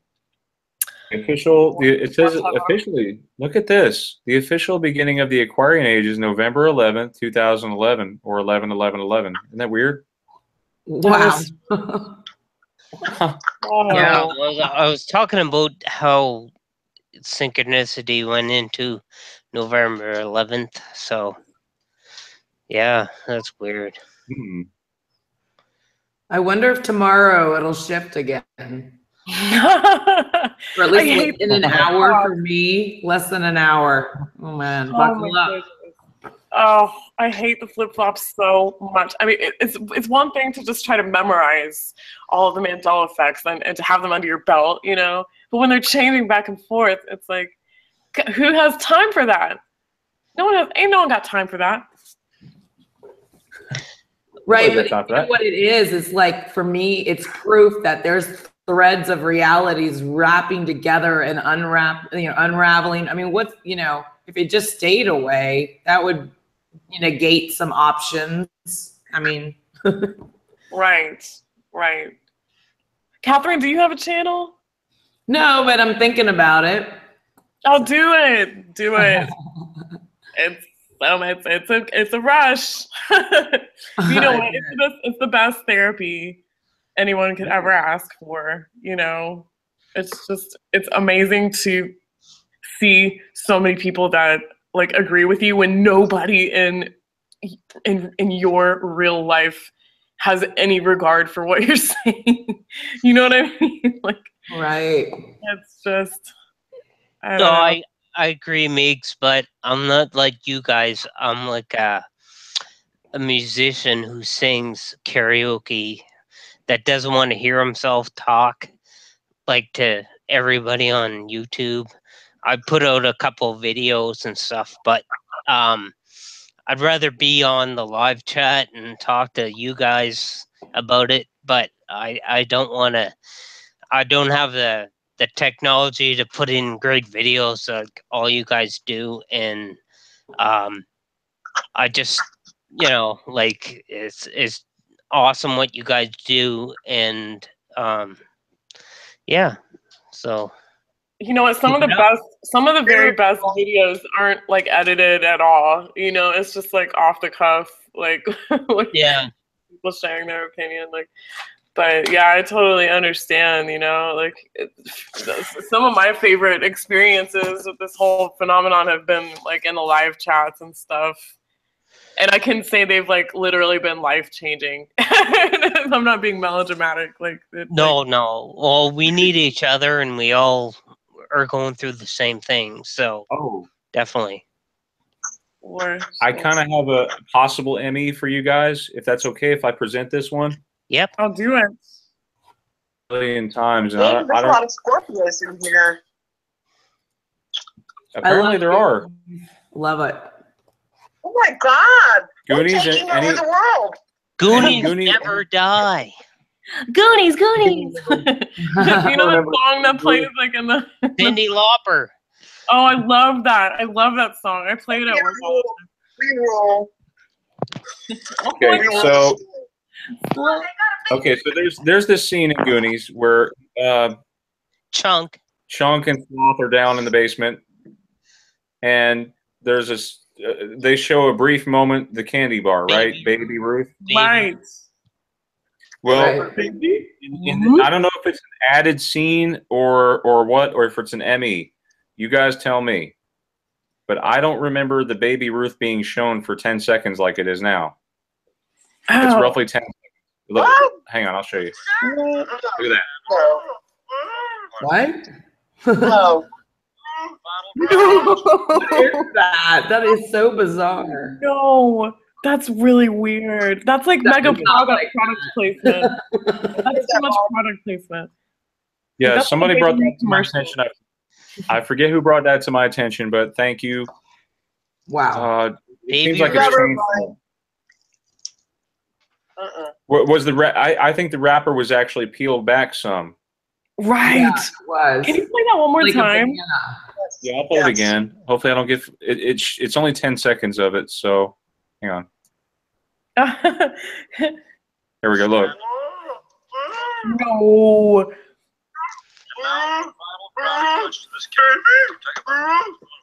Dude, no. It was never like a commercial for Baby Ruth. Like, that's ridiculous. I mean, No. that looks like something on Kung Pao when they were flashing all the logos. Oh my goodness. Thanks to Teresa for bringing this up to me, and Moneybag73 for doing the video on it. But there's a change that's pretty huge with movie The Exorcist. Have you guys seen that change at all? Oh, let's Was look it up. Was it again. the vomit scene or what? It's the vomit scene. Oh no. I can't spell tonight. Sorry, guys. Let's see. Really? Dude. Dude, what is going So on? vile. Oh my god. Oh my god, no. Apparently she has like a tube tied to her nose now. Oh, weird. No, they didn't do that. What? No. They No, didn't do that. I was like, no way. She's not in a hospital. She's in her house. Like, what? Why? Oh, shit. Sorry. Sorry. Yeah, no, that's not right at all. No, Not at no, all. that didn't happen. I want to see the scene where they actually got her to stay still enough to put that on her face.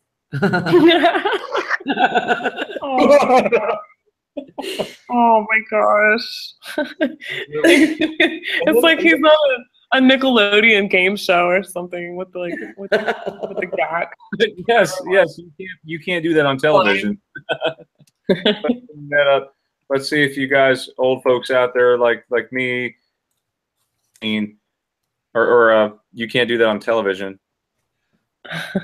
Still do the slime. You never know if they take stuff out and put stuff here and there.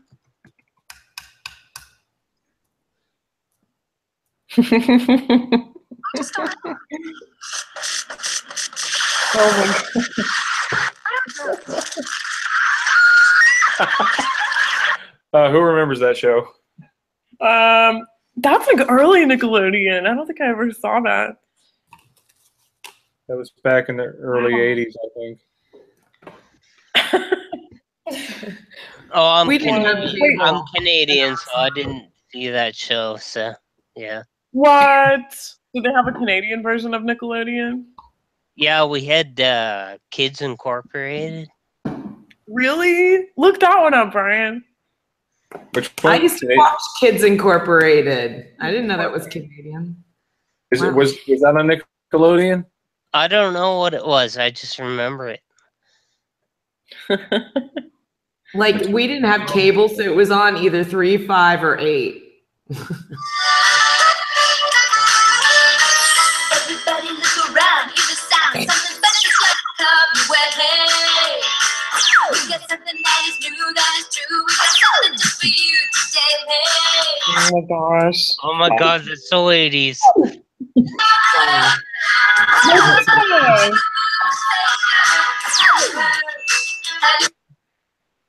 So Wait, so is this Martina became a music star, didn't she? Like a one-hit wonder. And then like Eminem did a cover song of her, like Toy Soldiers. Was it the same girl? Sorry, I'm obsessed with her. that song What, reminds me of this. Martika? Yeah. Yeah, it was Martika. Yeah. Wow. That song reminds me of this one here. We Got the Beat, the Go-Go's.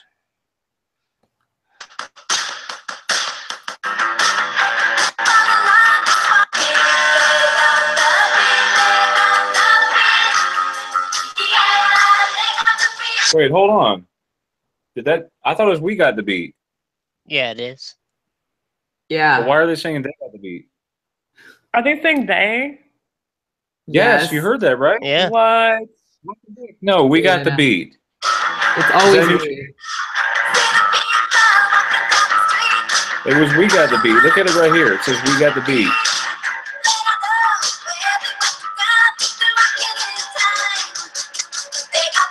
No. What? That is a Jeez. sacrilege. Stop messing with the rock and roll. God damn it. No. That's a brand new change. You guys saw that, right? Coming to you live, uncovering ME Easter eggs, left and right. Oh my Here on God, the this is how it works. This is how me and Teresa have been finding so many MEs. Like, she thinks of one and it leads to the next. That it's so weird. I don't know. Brian, I'm a big Doors fan, and if you were to play the end by the Doors, the new version, it's very volatile.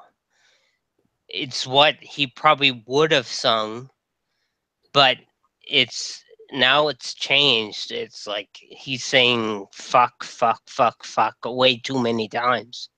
What? In the song The End? Sorry for my language, but no, it's okay. But which one? The End. Yeah, but is it the album? Like, is it the original studio or is it live? Yes, the original album didn't have that. No, it didn't. No, but if you're to listen to it now, it's changed. Wait. I mean, yeah. Tell me which one. Is it the song The End, or is it just at the end of an album? No, The End is the name of the song. It's the last song on the album. Okay. Doors? Yeah. Yeah, I mean, you probably shouldn't play it. It's about the filthiest song they ever made. I mean, honestly. Okay, wow. Well, I'll leave that to the audience. I'll leave this one to the audience then to judge. Just jump. I mean, I love the Doors a lot, though. So. Okay, I want to ask you guys something about the logo. Real quick about the Doors logo. I thought these O's were pointed up and down. These lines in the O's. Oh, that's weird. No, they're the same. They're the same. That's really weird. No, I don't recognize that. They look like evil eyes now. No, they've always I mean, were they straight like up? That, no. They've always been like that in a V shape like that? Yep. It's different for me. You're right. It was straight up and down. Yeah. It's too designy like that. Like, there's no reason for the slant. It's hurting my eyes looking at it because I could have sworn it was straight up and down. Yeah, that's what happens when I see an ME. Like, my eyes start, like, I don't know, things are like glitchy or something. Like, whoa. No, but I'm an preliminary. Hold on. Said side one of. Hold on. The Grateful Dead is now grateful now. What? Let's look at that real quick. Grateful. Someone pointed that out. No way. Let's look. Grateful Dead. Nah. Did that change? I'm not seeing it, but you should look it up just to see if you're seeing something different. Okay, yeah, I actually remember it like this, but some people might remember it the other way. A-E-T. Or E-E-A-T, I mean. So, that was interesting. We caught a change in real time. I can't say it's never happened, but it almost never happens. That's weird, you guys. Do they say they throughout the whole song though? I don't remember them saying they for even one chorus. No, I don't either. Let's see if they do it all. Guys, it's always to be.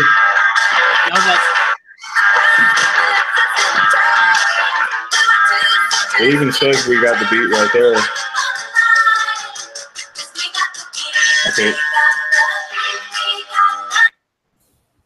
Later on in the song, it says we got the beat, but I remember all throughout the song is we got the beat.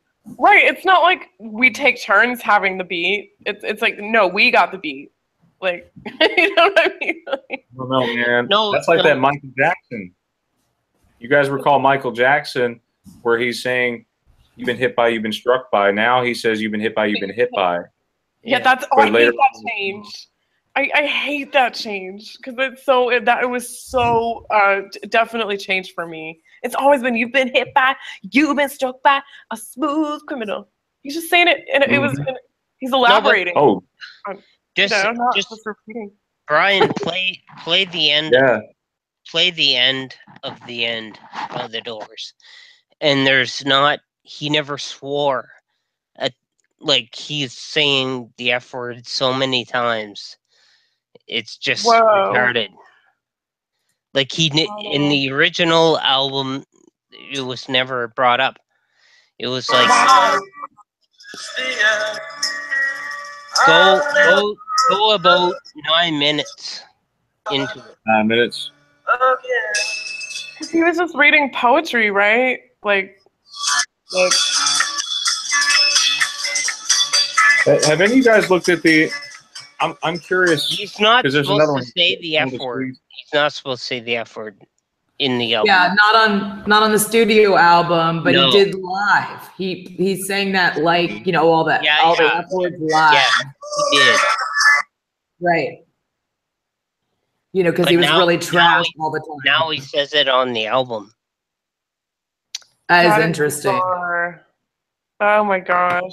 You guys know about the Jewel Wow. song change? Jewel's song, "Who Will Save Your Soul"? You know that change? No. Oh yeah. We've talked about that. I think it was like it was "Who Will Save Your Soul." Now it's who will save your souls. "Who Will Save Your Souls"? Yes. And Yeah. here's another soul song that's changed for me. And oh, great connection, because "Hey Soul Sister" has changed as well. Really? Yes, "Hey Soul Sister," that song by Train. In the song, he says something about left side brains. Right. Wow. Right. Brain. That's a And- really weird one. That's a. So it's an interesting connection with soul here, and then "Soul to Squeeze." You guys know this one, Red Hot Chili Peppers. Right. Yeah. Listen to this part. Hang on.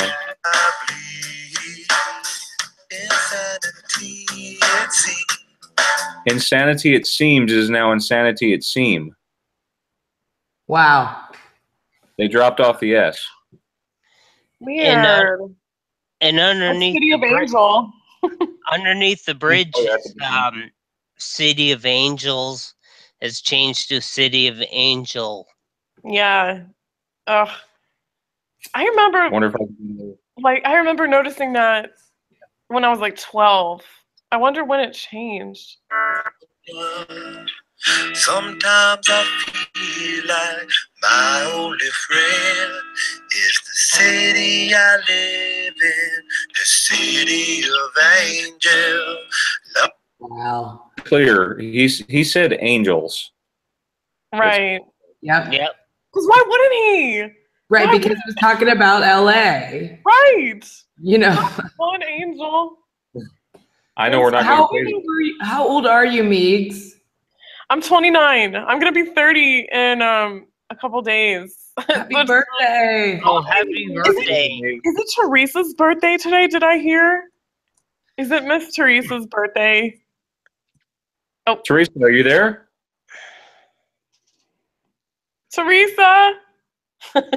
I wish I was 30 again. Oh, how old I'm- are you, Corey? 43. Oh, that's a ripe old. That's still very young, comparatively. I'll There's try to still get her back in here. to do in life. I remember when I was younger, I thought 30 was so old. You know, when you're like 10 years old or whatever, you're like, when you think of someone who's 30, it's like oh, they're old. when 40 hits, you're like, no, I'm 39 forever.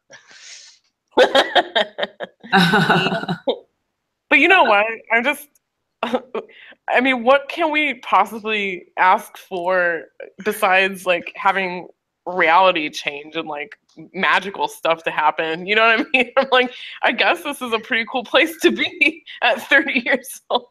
You know? Oh my god! I binge watched Stranger Things, and Samwise Gamgee was in it from Lord of the Rings, and I'm like, well, if he's still kicking, then there must be a different reality. Wow. Right. Wait, did he die for you? No, he died in the show. Oh, okay. I haven't even seen one episode of Stranger Things. I'm actually Oh, too you gotta watch it. It's yeah. the upside down. It's like almost like what we're talking about. It's like Yeah, that's reality my fear. changing. People keep telling me to watch Black Mirror too. They're like, "Oh, you would love that." I'm like, "I know, but it's just reality is like as good or better than a TV show these days." So, No, but but strange. No. but If they I do were, give you like a ooh, man, I keep knocking Oh. stuff over here. They do give you interesting little things, inklings, like things to think about, yeah, yeah. So, what's your favorite episode? Like, what's the premise of it? Well, their whole concept in like both 2 seasons is that it's two different realities. One is up where we are, and one is down. And in the down world, there's demons and like nefarious creatures and stuff like that. And they got to like passageway into the real world where the characters have to fight them and stuff like that. But Oh, that's interesting. it's like us. It's like trying to understand what the Mandela effect is, but we don't have this other conflict to deal with. So it's Right. almost like we're tunneling into a different world, but we can't get there. That's what I Yeah, see from it. that's so interesting. Yeah, it seems like with the Mandela effect, we're like like something really big is gonna happen, but we're like all crawling through this big tube or something, and we're like stuck in the tube, and we're just Yeah. waiting to be like spewed out the other end. Like I'm just Yeah. like waiting to figure out like what's gonna happen. No. Well, if you have Netflix, I suggest you watch it. Yeah. My brother's addicted to it. He's trying to get me to watch it.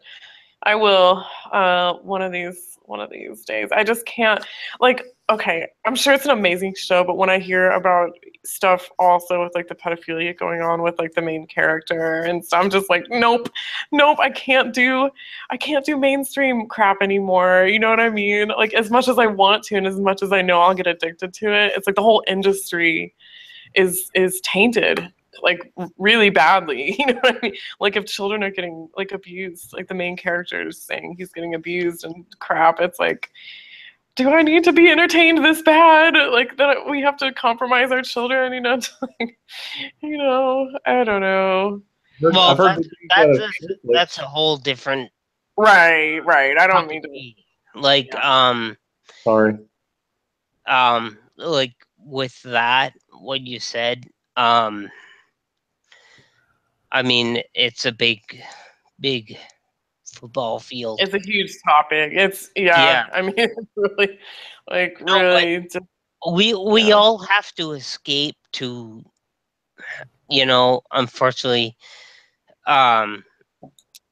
not think about what happened in a certain situation or whatever. Enjoy yeah. the Dude, acting. you're totally right. I mean, like I could go on and on about Jim Carrey, where he is, and he's a Canadian actor, and what's he been talking about lately?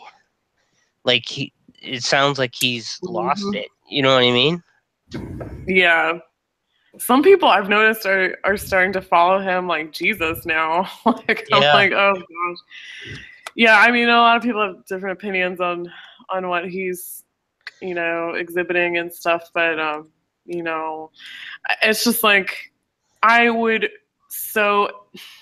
it would be so much easier for me to like live in this world if I didn't know everything good came from an evil place, seemingly. I mean, and I, of course I'm a Christian, so like my definition of good has changed now. And so, but like even from, for instance, like Jim Carrey was in that, he had an interview with Norm Macdonald, and Norm Macdonald brought up freaking, oh, what's his name? The guy, the British guy who was like a known pedophile, like, oh, Jimmy Savile. He brought up Jimmy Savile. He's like, oh, what do you think about Jimmy Savile? And like Jim Carrey Jimmy Savile's like the most notorious, wicked pedophile in the entire world who like blatantly got away with everything, and everybody knows him who's in the industry. But like Jim Carrey just didn't even acknowledge, and he just moved on. You know, almost like it was so weird. Like, you have to have an opinion on that guy. And it's like, if the fact that he wanted to sidestep the whole thing and just like move on, and you know, I'm just like, man, I don't know, dude. If I had, and I know we're getting off topic now, but if I was in the pants of sorry, that's a weird way to put it. If I was in the shoes of someone with that much sway and power, you know, I would expose the crap out of everything, you know, and not just be vaguely spiritual. But that's just my opinion. You know what I mean? Like, because there's serious junk that needs to be exposed. No, but it's so funny that now it seems like all the sexual harassment that's been going on is starting to seep out. It's coming to fruition, and Totally. everybody's hearing about it. Totally. I mean, it's so blatant now, but I also wonder, like, what people who aren't in the truth community, like, what are they thinking? Like, you know, what would I have been thinking if I didn't know about a lot of the like more insidious stuff behind the scenes, you know, like government, you know, sort of like MK Ultra monarch programming, that kind of thing. Like, what would I even have my ears perked up to hear about all this sexual harassment going on? Like, would I even have thought it was weird, or just would I have been like, humans suck, you know, whatever? Like, just, you know, I don't know. I want to think that there's a huge like awakening going on with people realizing what's going on behind the scenes, you know, and like speaking up about it and getting mad about it. But I kind of think like people are just kind of stuck in their apathy, and I don't want to think that. I don't want to be apathetic about people stuck in their own apathy. You know? But that's why, like, I think it's important to speak truth, to like spit truth every day if you can, in any way you can, you know. But like, I don't know, I just don't think it's likely that many people are going to be like wake up to the deep truths about like elite, you know, like child abuse and like trafficking and like ritualistic occultic type stuff. You know, I don't know if anybody, like, if people have the capacity to wake up to that on a large scale. I just don't know. I believe it's starting to happen, because you heard about the swim team of the USA Olympics. I can't remember her name, but she brought up that the doctor that was taking care of them, there's like 160 women that were sexually molested. Oh my gosh. Whoa, I did not hear about that. Yeah, but I mean, I'm sorry, Brian. I don't mean to change the subject and stuff like that there, but it's okay, bud. Yeah. Well, you But know, anyway, it's interesting. There's a whole MK Ultra storyline going on in Stranger Things. I mean, they straight up say MK Ultra. Really? I did not know that. I didn't know that either. Yeah, like the experimental chick. She's like an experiment, this little girl, and she opens up a portal with her mind using remote viewing. So I'm not sure if it's really, say, an upside down, or that's what she thinks it is, but it's definitely a different dimension. Whoa. Of some sort of power. Yeah. That's so ballsy of them to do that. I can't believe they would just put it out there like that. But of course, they love to do that in media so people don't think it's real, you know, like, and I was also thinking, like, when do they, like, Hollywood doesn't ever mention Freemasonry or like secret societies, but I guess with like angels and demons and whatever, that like Dan Brown crap, like they mention it there, but MK Ultra is rarely ever mentioned, and it's been declassified. It's like, you'd think that they would put it, like if it wasn't real, they would, like put it in all these storylines because but it's just interesting to pop it, like to insert it in popular television, so people just don't think it's, like they just think it's sci-fi, like fantasy fiction or whatever. When it's it's horrible crimes against humanity. I mean, it's nothing to be taken lightly, like whatsoever. I mean, it makes me sick that they'd put it on a TV show, like in the correct context. Like talking about a girl who can do remote viewing, like, because that's what they really do. Like they put people under and drug up, like, give children like copious amounts of LSD and make them astral project and stuff. I mean, it's sick. I mean, it's pretty detailed. It's impressive, but you know how people say, well, you saw that on a TV show or a movie, so it can't be real. I mean, what? Sure. Can I break in real quick? If you guys can hold on to that thought a minute. Oh, yeah. Dark Decon Naw just said, still can't believe Cruella de Vil wanted to take puppies to circus for money and not for skinning pups for a large spotted fur coat. No way. Really? That's the plot line now? She didn't want to skin them? She wanted to make them perform in a circus now? That's so weird. That's not right.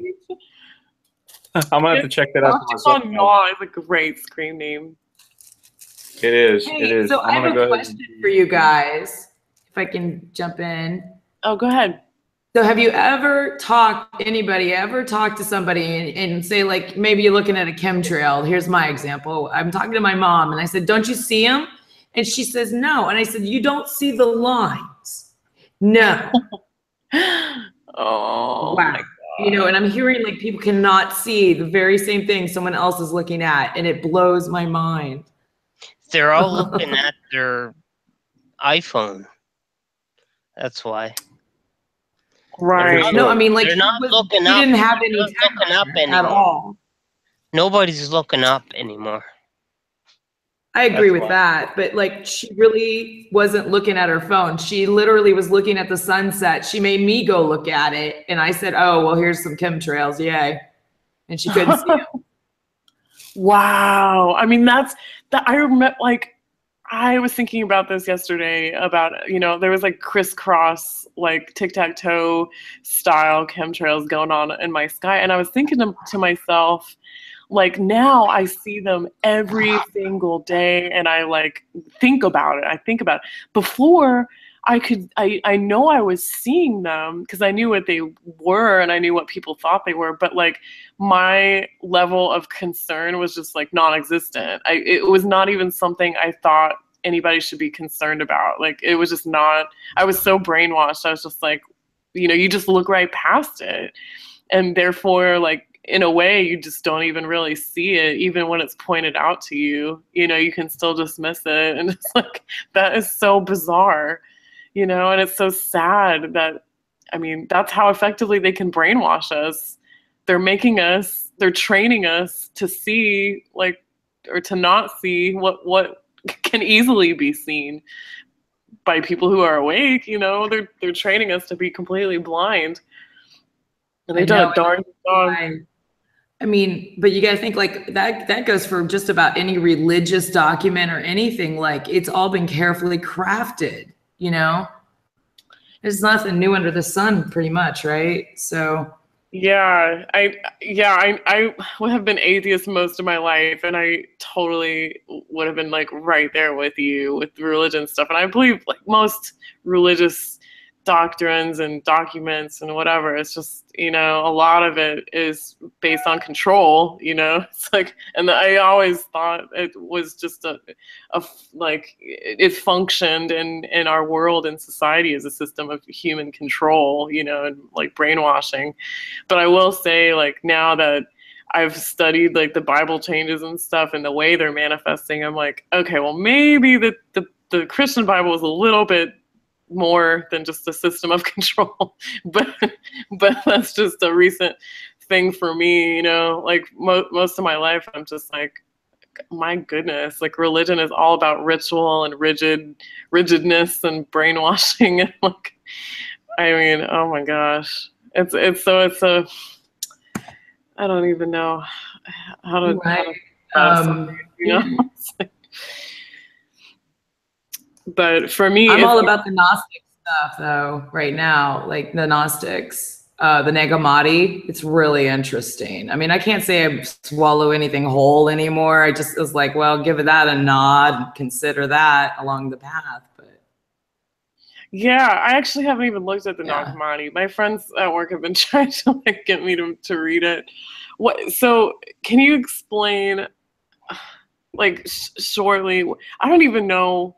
Is that ancient Indian? Like no, but you know, there's a lot of similarities to it, you know, and you know, you could even there's even suspicion that, like, say Jesus, you know, he was a Gnostic, but he was also like he went to India, and there's a lot of, I don't know, supposition about it, I guess, you know, but you know, it's interesting because there's like Vedic, you know, teachers that could levitate and do all kinds of things, you know.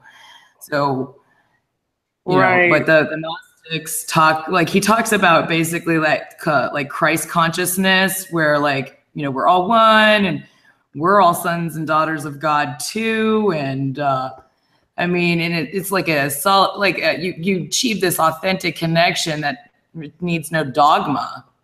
You know, and there's no need for a Messiah because you can make your life the way you want it by being kind to others. And, you know, it's like kind of a karma sort of take on it, if you will, you know, golden rule. I mean, it's, you know, kind of universal, I'd say. Right. So. Right. So anyway, that's a short thing on it. You guys know real quick, you know, Namaste is me, Satan. It's an anagram. Oh, wow. Wow. That's interesting. Yeah, I have briefly looked into Gnostic stuff. I looked at the Gospel of Thomas pretty extensively, and you know how they it has Jesus saying to look inside yourself, you know, and heaven is inside you, and all this stuff. And to me, like when the reason I didn't go down the Gnostic path, like in particular, like myself, is because like for me it was a moment of waking up and seeing that of all the texts, and I know Brian just mentioned that the Book of Mormon is being changed now, but of all the texts, like the Christian Bible, specifically the KJV, has been attacked the most. Even like a year and a half ago, I could see that like blatantly, and I'm just like, it was such a clear message to me that maybe there was something way more to, like, maybe the Bible really was right.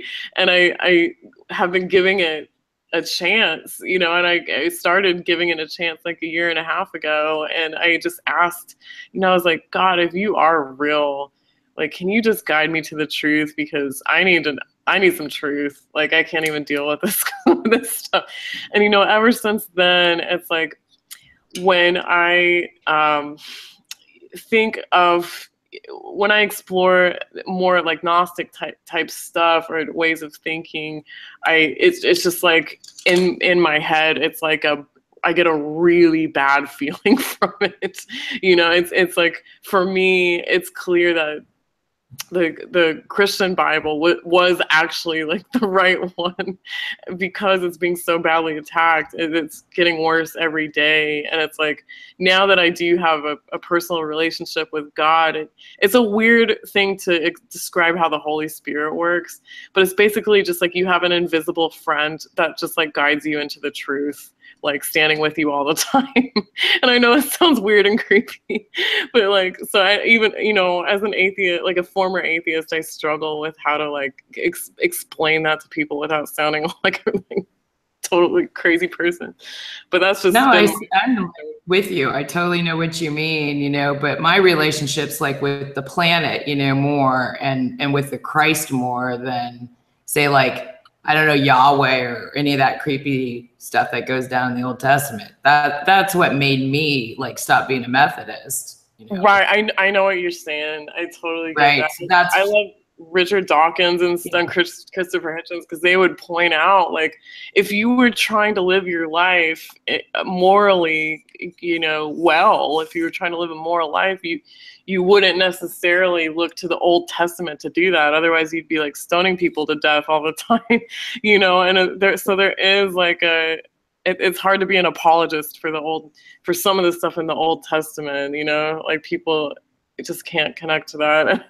I understand completely. Yeah, I mean, what interests me is, like, when I looked at the history, the Council of Nicaea, 325 AD, so considerable time after, the death of Jesus. And, there's a lot of arguments, and there's lost books of the Bible that you can find online that are very interesting. And one talks about India, like after when he, that missing section of his life. And what else? Then there's the Gnostic texts, they're very interesting for sure, and talks about how the planet is a living being and she's like our mother for real. And there are these archons that are inorganic reptilians. They're parasites. So right. Wow. I actually started listening to Harmony's channel he was talking about archons for a while and how to sort of defeat them, or to rid yourself of them, to rid access to your mind, from of these beings. And that actually really kind of it made a huge impact in my life to start realizing that these things were real. Now I use the term demons. It just makes more sense to me, because that's what they call them in the Bible. That's what Jesus calls them. But, really, there's so many different names for them. There's jinn, there's unclean spirits, all fallen angels, whatever. But I mean, to be clear, they're very nasty characters. And we do have the right to rid ourselves of them, and to close our hearts and our minds and our bodies to them. They have no right to mess with us, basically. Amen. Well, I mean, one thing to look at is that we're all in this together, right? And even if there is darkness, there's shadow self, for example, there's some talk about that, that authenticity where, you might have a bad thought, but that doesn't mean that's you. You don't have to be that thought. Right. To dismiss it. Right. So, it's interesting. I think, for me, looking at the Catholic Church, I mean, do I even need to begin? Anything those dudes touched, I question to the limit, man. And anything that they destroyed, look at. It's very ritualistic. I understand a lot of. The Book of Revelations is actually a Gnostic book, and I'm so glad you said Revelations, by the way. Oh man, Revelation now? That's right. Revelation. One Revelation. It definitely has an S on the end. I don't know, man. Yeah. To ask everyone at my church what they remember, if it was Revelations or Revelation. Seriously. Wow. You did? What did you say? Yeah, I mean, just Google the history of it. You guys will see that, and then if you know things about, say, Hermeticism, ancient mystery schools, you'll see it in the text if you read it again. I'd never noticed that when I first read it as a teen or a young adult, but now I see it. And then, of course, it just happened. So, okay. And now the ME's happening, and I'm like, okay, I'm gonna look into that, Right. I am interested to see what other religious texts have changed and in what ways. I heard that the Quran did change, but I can't seem to find any specific thing that changed, and so it seems like the change in the Book of Mormon was, it was based on the Christian Bible anyway. So it sounds like what changed in the Book of Mormon was basically just a Christian Bible change, but it's interesting. It's profound if that is the only religious text that's being attacked. You know what I mean? Right. That would be really It's not though, because, well, okay, so there's been one change in the Gnostic text according to John Lamb Lash. Now that's his work, and I can't remember what it was, but it was really significant. Oh, interesting. My friend has been trying to get me to watch him for the longest time. John. Wow. Yeah, and then the other, this Mormon friend of mine said that the Satanic Bible changed, which I mentioned before you came on, and I thought that was interesting. I don't know any textual stuff, and I don't know if I care, but right. But I'm curious to see what other books have. I don't know. I'm pagan, but there's really no definitive text. Right. I mean, there is some, but I don't hold it to be mine. So I don't know. We'll see. Diane Boat, the Lion and the Lamb change goes back to the Dead Sea Scrolls. That's pretty interesting. That's pretty intense. Wow. Oh my gosh. I have another video here, a couple videos actually. This is Residue, sent in from Pamela. She says here, if you go to 23 minutes and 42 seconds, you see residue from the heart being on the left side of the body.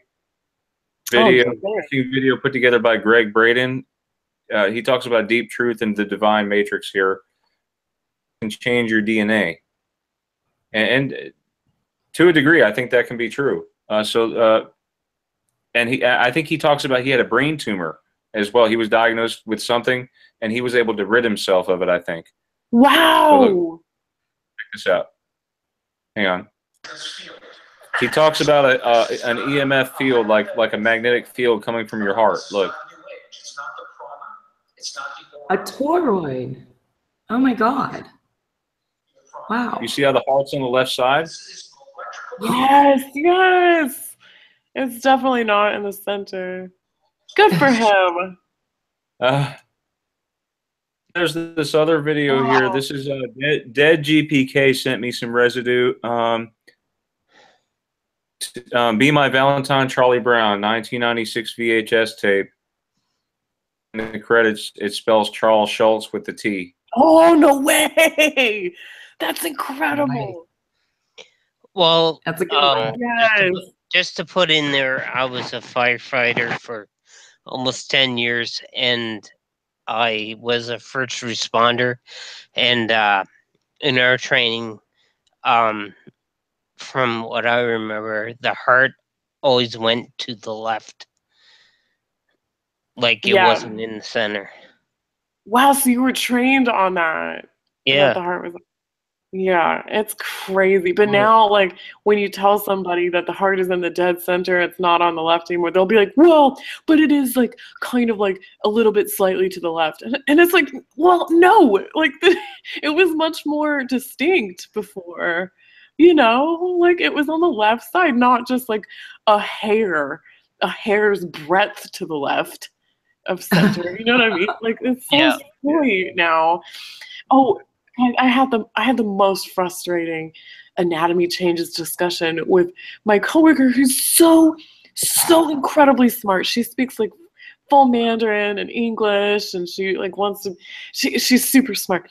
But I asked her like, "Where's your kidneys now?" And she's like, "Oh, they were always in the lower back." And then she's like, "Yeah, they're in the lower back." And I told her. I showed her pictures of the kidneys, like up, you know, on your, like on the front of you now, like under your ribs slightly, and she's like, well, but you know, they are still kind of, you know, this is just a weird picture, and they are still like, you know, in your lower back or whatever. But it's like it's just like blatantly it wasn't. It's like no, they're on your front side now. Like just look at it. Like you just can't. You know, no, well, Migs, I talked to my doctor personally, and I questioned him about the changes in. Oh, really? And he basically told me I can't talk about it. But he said you're kind of in the same ballpark, like you're close to what you're saying. He didn't say I was making it up or anything. So right. But they all know about it. but Right. they're It's not like, saying right. anything. That's so weird. So you definitely felt like he was in the know, but he was wanting you to be quiet about it, or was he saying like, don't talk about it because you sound crazy or something? No, well, my doctor's kind of like the Playboy bunny guy. So he kind of jokes off everything because he's had, I think, to this point, 5 wives, and Wow. he has about, I don't know, 5 or 6 kids with different people. But anyway, despite all that, like, he's pretty open on what he says to me. So he Okay. just, without saying what is going on, he pretty much kind of gave me the look that he knows what happened in the body changes. Dude, I wish you had recorded that. That would have been I know. amazing. I know. I Oh wish my I would have had my iPod on record. I should have. Same. Oh. Listen, guys, I had the same thing going on with. We had Sunday church, and the pastor up there at the pulpit, he said, when 2 or more are gathered, and now it's changed to when 2 or 3 are gathered, there I am in the midst. Oh, weird. I think it's like only 2 or 3 instead of 2 or 2,000. What do you remember? Do you remember when 2 or more? For sure. 2 or more. 2 It's a or more. limited supply to 2 or 3. Right. One, So 2 or if 3. there's I don't know. 4 people, you're just over. It's over. Okay. Wow, I'll have to. What verse What is did that, you say? Brian? I'm sorry. I'm sorry. I have Me? to look that. 2 or more? Okay. You guys remember when 2 or more are gathered, there I am in the midst? Mm-hmm. Yeah, 2 or more for sure. When 2 or more are gathered in my name. Oh my gosh, it really does. It's Matthew 18:20. For where 2 or 3 gather in my name, there am I. I have to give credit for that one to Rena Jaceel. She brought that up to me. So credit goes to her. Okay. Right on, Rena. Oh my gosh, that's so silly. I mean, again, it's like these changes are subtle, but they're always kind of like slightly chiding. You know what I mean? Like, instead of 2 or more, when you could think of like crowds and crowds and crowds, it's like, like 2 or 3 people, just a few. Right, but you know what? Here, so my Gnostic take on this, right? There's this part in one of the Gnostic texts where Sophia says to this chief archon, Yaldabaoth, and by the way, there's some other archons, and one is named Jehovah, and then another named Cain and Abel. And I was like, what? That is outrageously, it just, wow, it blew my mind. So anyway, she said to him that she didn't like the way he acted. And some people think that this guy is Yahweh, that she thought he was violent and hated how he was attacking the humans, and that are her children, not his. It's an interesting story, So anyway, she said she's going to reverse everything that they did and make it like it was never there. Oh, interesting.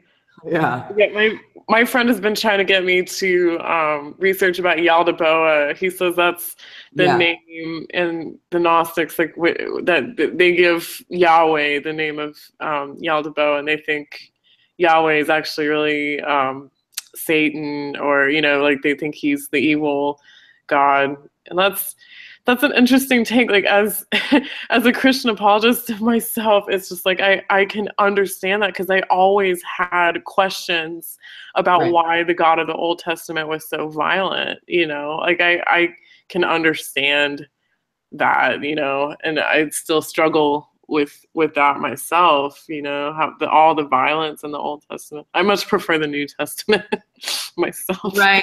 I mean, and when I'm reading the words of Yeshua or Jesus in the Gnostic text, I see a lot of like better versions of what I read in the New Testament. You could tell what they did, and it really, I gotta say, it upsets me because it changes the meaning. You know, like achieving the kingdom of heaven, you know, you go within for that because you have this divine spark that comes from the all. And that's the story that they tell. Because these archons came down, they sent us an extra edge and gave us the light of the all, so that we can live this, you know, in the kingdom of heaven now, not like when we die. You know, there's not all this death. This is not even. Yeah, I mean, it's interesting. I don't know. You gotta look. I'd say you gotta read it. It's like an experience to at least just, you know, consider and then make your own decisions, which it seems like that's what they did. Like that's the noetic method. To you read something, you absorb it, meditate, pray, talk to God, and or whatever you call it, and come to your own conclusion, you know? Right. Yeah, I totally agree. We should take every bit of information into account and look at it and see, you know, does it bear truth? Prelim Minimal in chat says, what Gnostic book is she talking about? What are you? Which one were you referring to with the Yaldabaoth and the different archons with the different biblical names? I'll give you guys a link. You know, would you like that? I mean, it's called the Nag Hammadi, but there's some other books around. You know, and there's books that like there's Thomas, and there's all these interesting books. I mean, it's really, I don't know. It definitely made me take pause. I don't know if I can type in here. I'm so new to this. I'm like a kid. Oh yeah, or an old person. Yeah, so I think. I mean, does Prelim Minimal? I think she's talking about the Nag Hammadi. I need to check that out too. Raleigh says, sorry, hope I'm not breaking in, interrupting anything. Oh yeah, go ahead. Raleigh says, for the movie, TV, and book, Halloween is Grinch night. Oh my gosh, I just heard about that today. Wow. Wait. Halloween is Grinch night? Like the Grinch stole Christmas? Wait, according to who? What is Grinch night? I don't like that. I'm gonna look at that. I'll bring it up on the screen here. That's a big one. Halloween is Grinch night was a TV movie and not a Dr. Seuss book. I don't understand. It's a Dr. Seuss book. Okay, so I heard it today, and it sounds like Nightmare Before Christmas. I kid you not. You know, like Tim Burton. Right. It really does. It's weird. No. Oh, that's so strange. What? No. This never existed. Oh, this is so weird. Oh no. No, he was not a Halloween dude. Tracy back in here. Hold on. Screens. Hold on. Tracy, you there?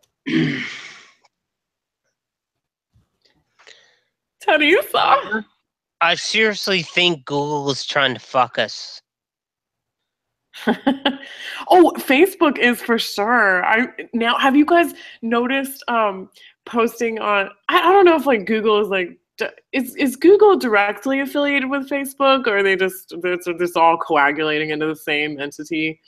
But I don't know. Anyway, Facebook is now saying that you like your subversive against the government posts are filtered as spam now. And they're already doing that to me. They're already holding my posts and saying they're like possibly spam. And would I click on a button that says it's not spam if it's not spam? And I'm like, are you kidding me? This is about how like Monsanto's killing everyone. This isn't spam. I did this shit on purpose. Excuse my language. But I'm, you know, I get all up in arms about that kind of stuff. They're really cracking down on people. You know, and they ripped like Richie from Boston's channel down. Like they're really starting to crack down. Poor Richie. No way. Richie's Wow, gone. did you hear about that? But he's under what is it? Clay something. Yeah, Richie. I think he's He has a part 2 now. Right. He has it was his backup channel that he's using. Yeah, now. he had a backup channel. It's just crazy that they have to. Oh, is his original channel back? Maybe not. No, it's not. Oh, yeah. No, That's his original channel. He has another channel that's called Pottery Clay. Oh. Well, maybe. Oh, God. Type that in. I heard they took in, it down or something. Pottery Clay. Terminating. Well, it looks like his original channel is back up though. But either way, like for them to like rip his channel down, even for any amount of time, that's just sucks. You know. You know, he's fighting the good fight for us. You know, I've sent him emails before, hoping that he would come on and talk for a little bit. I would be glad if he could just come on here for 10 minutes. You know, this man is a busy man. Right. He asked me 3 times, who are you? Oh, really? You know, kind of like the caterpillar from Alice in Wonderland. Who? We're all smoking pot. We're all smoking pot here. That's so funny. Well, he really. We're mad here. We're all mad here. One of the two. Right. He has a strange reaction to the Mandela effect. Like, I don't understand why he doesn't believe that it's real, considering so many of his fans are like Mandela affected. But he won't admit that it's real. That's really happening. But you know what? It's not to. I don't think that completely invalidates him because he's spitting a lot of truth for darn sure. But that is fishy. Like, I just don't know why it affects people. Like, why would truthers not see? Why would mega truthers not see this? Or at least if they're not affected by some of the changes, they could at least see that a lot of people care about this now and are like going nuts over it. And he only does like 3 videos about it, like saying it's not real. Hey, Brian. You know, Brian, put in Pottery Clay. That's fine. Real quick, I'll look it up. Catherine brought up the Nag Hammadi. It's spelled Hammadi. Yes. .com. Anyway, it wouldn't let me post a link, so that's the best I can do. Fine. That's fine. Guys, if you're curious, but stay to the truth, okay? Thing here. There's all these. Hey, you're welcome, Catherine. There's all these distractions in the outside world today, so that's why it's hard. We all tend to get our own gods here. What was the Pottery Clay? What is it? That's it. That's his other channel on YouTube. Pottery Barn. Richie's Pottery Barn. Clay. Pottery Clay. Richie from Boston's Pottery Barn. I got a barn full of truth for you guys. After 7 years. I can't spell, sorry. Not barn. Pottery. What is it called? Pottery what? Clay. Is it one word or 2? No, just you got it.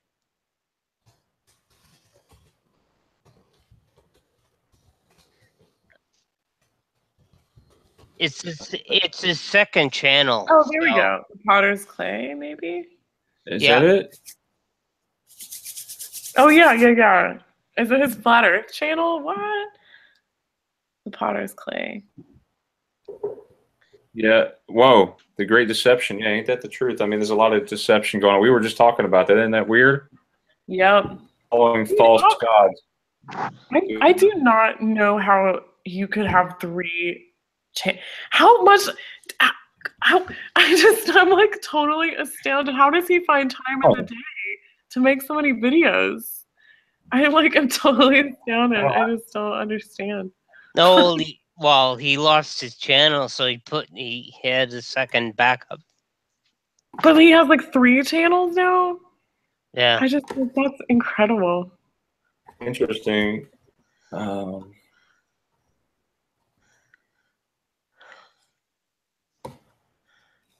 Oh, White Rabbit says, I think Richie's aware of the effect, but his job may be to connect people who aren't willing to dive that deep yet. He did mention the white sun in the most recent video, though. Yeah, I do think, for certain people, you know, I believe God has a purpose for, you know, people to be talking about what they're talking about. And maybe, you know, like Richie just needs to wake people up generally to the truth. And, you know, I don't know. It's all confusing to me. Like, No, but let's talk about the white sun. Like, I mean, I just want to give it out to Joshua, I mean, who it was he's in always the audience. yellow, Thank right? you.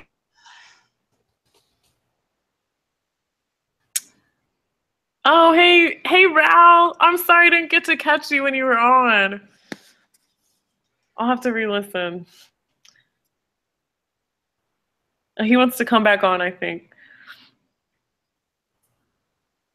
Anyway, you wanted to talk about the white sun, though, Corey? Yeah, Yeah, that's Jump pretty interesting. back in. that's weird. I mean, like, My friend who woke me up to like everything truth related, it was actually like a limo driver who's actually become like a really good friend of mine. He tells me that the sun, I mean, he's like Mensa level smart. He's like really smart, but he's telling me the sun is actually losing power and we're heading towards like a solar minimum, and there's gonna be like a huge cold front, like ice age coming. That's what he's saying. He's saying the sun is gonna burn out. Like, I don't know what to think of. There's so many different. you know, I think from what's going on from Canada's point of view right now, it might be happening because it's November here and it's really, really cold. Yeah. And got snow, and we got winds that we never had before, and we got Appalachian Mountains, and it like the wind doesn't come in like that, and it's, I don't know, it's just. Where do you live, Corey? I'm in New Brunswick in Canada. Oh, cool. I'm just up above Quebec. Yeah. Oh my gosh. That's cool. Literally. It's literally cool. Literally getting colder. En français, est-ce que tu peux faire? Yeah, Corey. My coworker's trying to teach me French so I could understand a little bit of that. You were saying, excuse me, waiter, the bathroom is on fire? Is that what you were saying? No, I said, in French, do you prefer? Okay, let's put this one out. Je t'aime you. Oh, I love you. I like you. I like you. Is it I love or I like? Or is it I love you. I love you. But I took, you know what? I actually like took a little bit of French, but I can't even put words together now in French to say thank you. Merci. Merci. Merci. Merci beaucoup. It's je t'aime, and the T apostrophe is you. So. Oh yeah. Yeah. Yeah, my dog knows French too, actually. Oh, I love the way French sounds. But like, the language that I learned, that I picked to learn was Mandarin Chinese. Like, it really does not sound like very pretty at all. I kind of wished I picked a prettier language. Well, it's probably more useful. I'll say Right. that. Right. Okay, So, Megan. So guys, has anyone been watching the sun rise or set lately? Yeah. Yeah. Have you it's noticed super colorful. the shift? For me, it's like intense colors now. But It's in the colors are in the opposite side of where the sun is too. Yes. So for me, I moved into a house. It has what? So the sun is rising in different spots on the horizon every so often. Oh, really? Yeah, since like late spring, well, maybe midsummer, it has like hopped 6 times and in a total of like 90 degrees on my horizon. And I never know what it's going to do from day to day. It's so crazy. Oh my gosh, that's bizarre. Yeah, there's definitely weird things going on with all of that, with the sun and the moon. Like the moon a couple of years ago was so big and close to the ground, it freaked me out. It's like you could have reached out and touched it with your finger. Like the moon was like crazy close to the ground and huge and yellow. It was like, I just stopped on my bike and looked at it forever. I mean, it was like you could just reach out and grab it or something. That's not right. What were you gonna say, Brian? Sorry to cut you off. Okay, I was gonna say that I heard scientists saying that the sun is always on an 11-year cycle. Have you heard about that? Like, there's an 11-year solar cycle. Have you ever heard of it? No. Wow. 11. 11. So the sun's temper varies on an 11-year cycle, typically taking 5.5 years to move period of solar minimum to the more turbulent solar maximum. Sunspots to a powerful solar storms that shoot streams of charged particles into space, especially in the direction of Earth. So I don't know. I still think the sun, to me, the moon doesn't even look like a sphere anymore in the sky. It looks like something flat or projected. It looks like a projection, possibly. I don't know. Right. And if you guys you see the sun, you see the, I mean, not the sun coming up in the morning now, and then you also see it coming up at night. So it comes up twice every day. Oh, that's guys weird. remember that? Seeing it twice a day, the moon?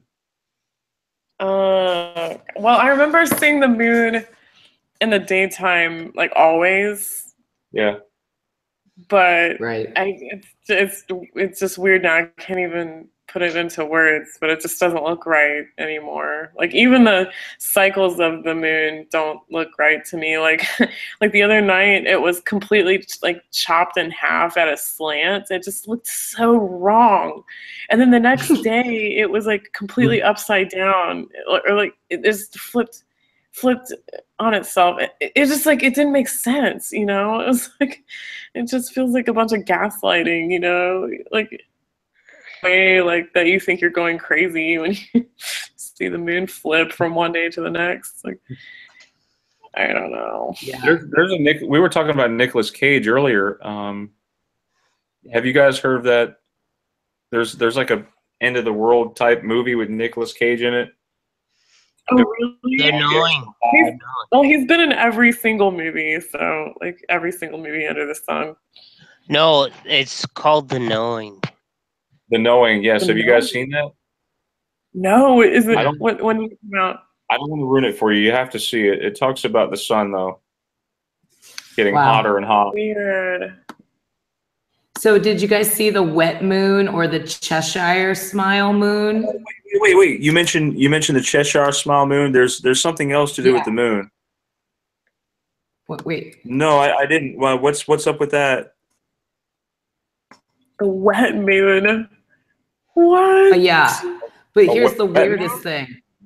Somebody in one of the ME groups, maybe Josh's group here, they could not find a wet moon on any moon chart ever. Can the moon be wet or dry? Wet moon? I'm just finding a comic book that's called Wet Moon. Oh. Yeah. But let's look at the Cheshire Moon. Cheshire Moon? Sure. Yeah, you know, guys, Josh is bringing up Nemesis in the chat room, you know,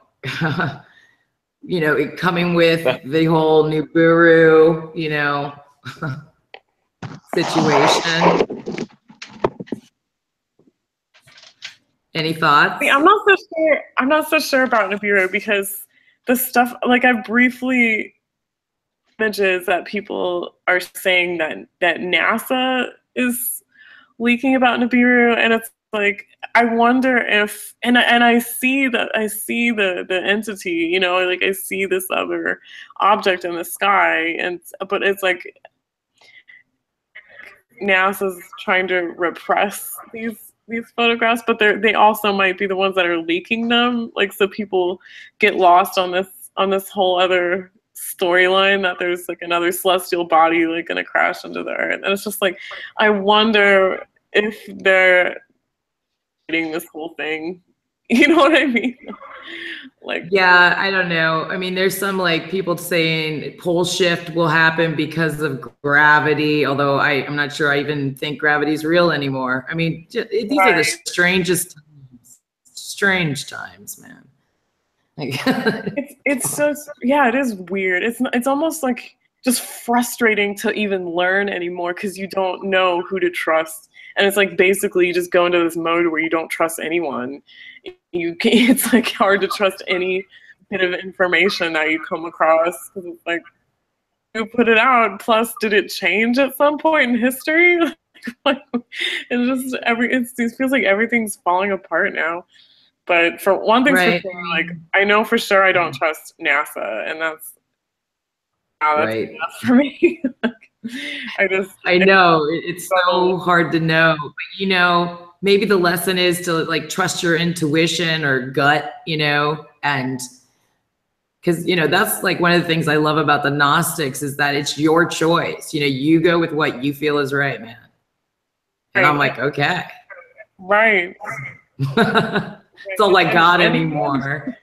So I got to know, how was it for everybody? Because I think people should talk about traumatic things. Realized the Mandela thing was going on. I had to, you know, think maybe did I die or is everybody else gone? And you know, and dealing with that death issue. I mean, I lost my mind for like that bad. Wow. Crazy. When did you, sorry if you already talked about this, but when did you wake up to it? Was it a couple months ago, but I have been having all kinds of bizarre things happen. It's been just like, oh, what now? That's great. Oh my gosh. Yeah. Yeah, I've been through crazy. I don't know. I see like all these animals doing these interesting like things. I have these interesting dreams, like it's the apocalypse and I'm trying to pick up things to, you know, survive, and I can't pick up any of my gear. It just keeps falling out of my hands.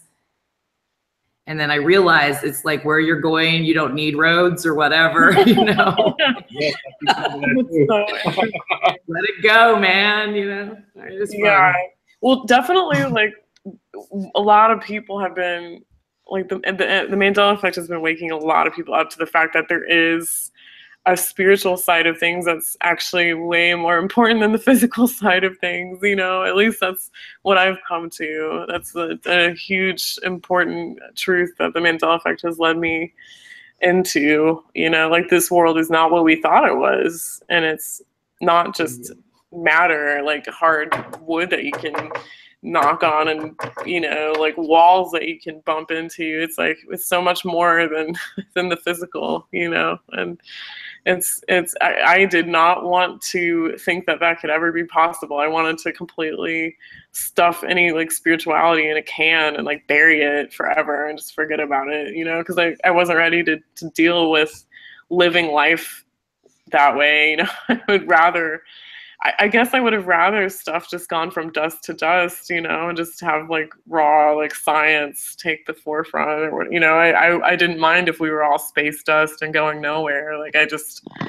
wanted to be practical or whatever, but I'm glad I know there is a spiritual realm now because it makes a difference, you know. It makes a huge difference.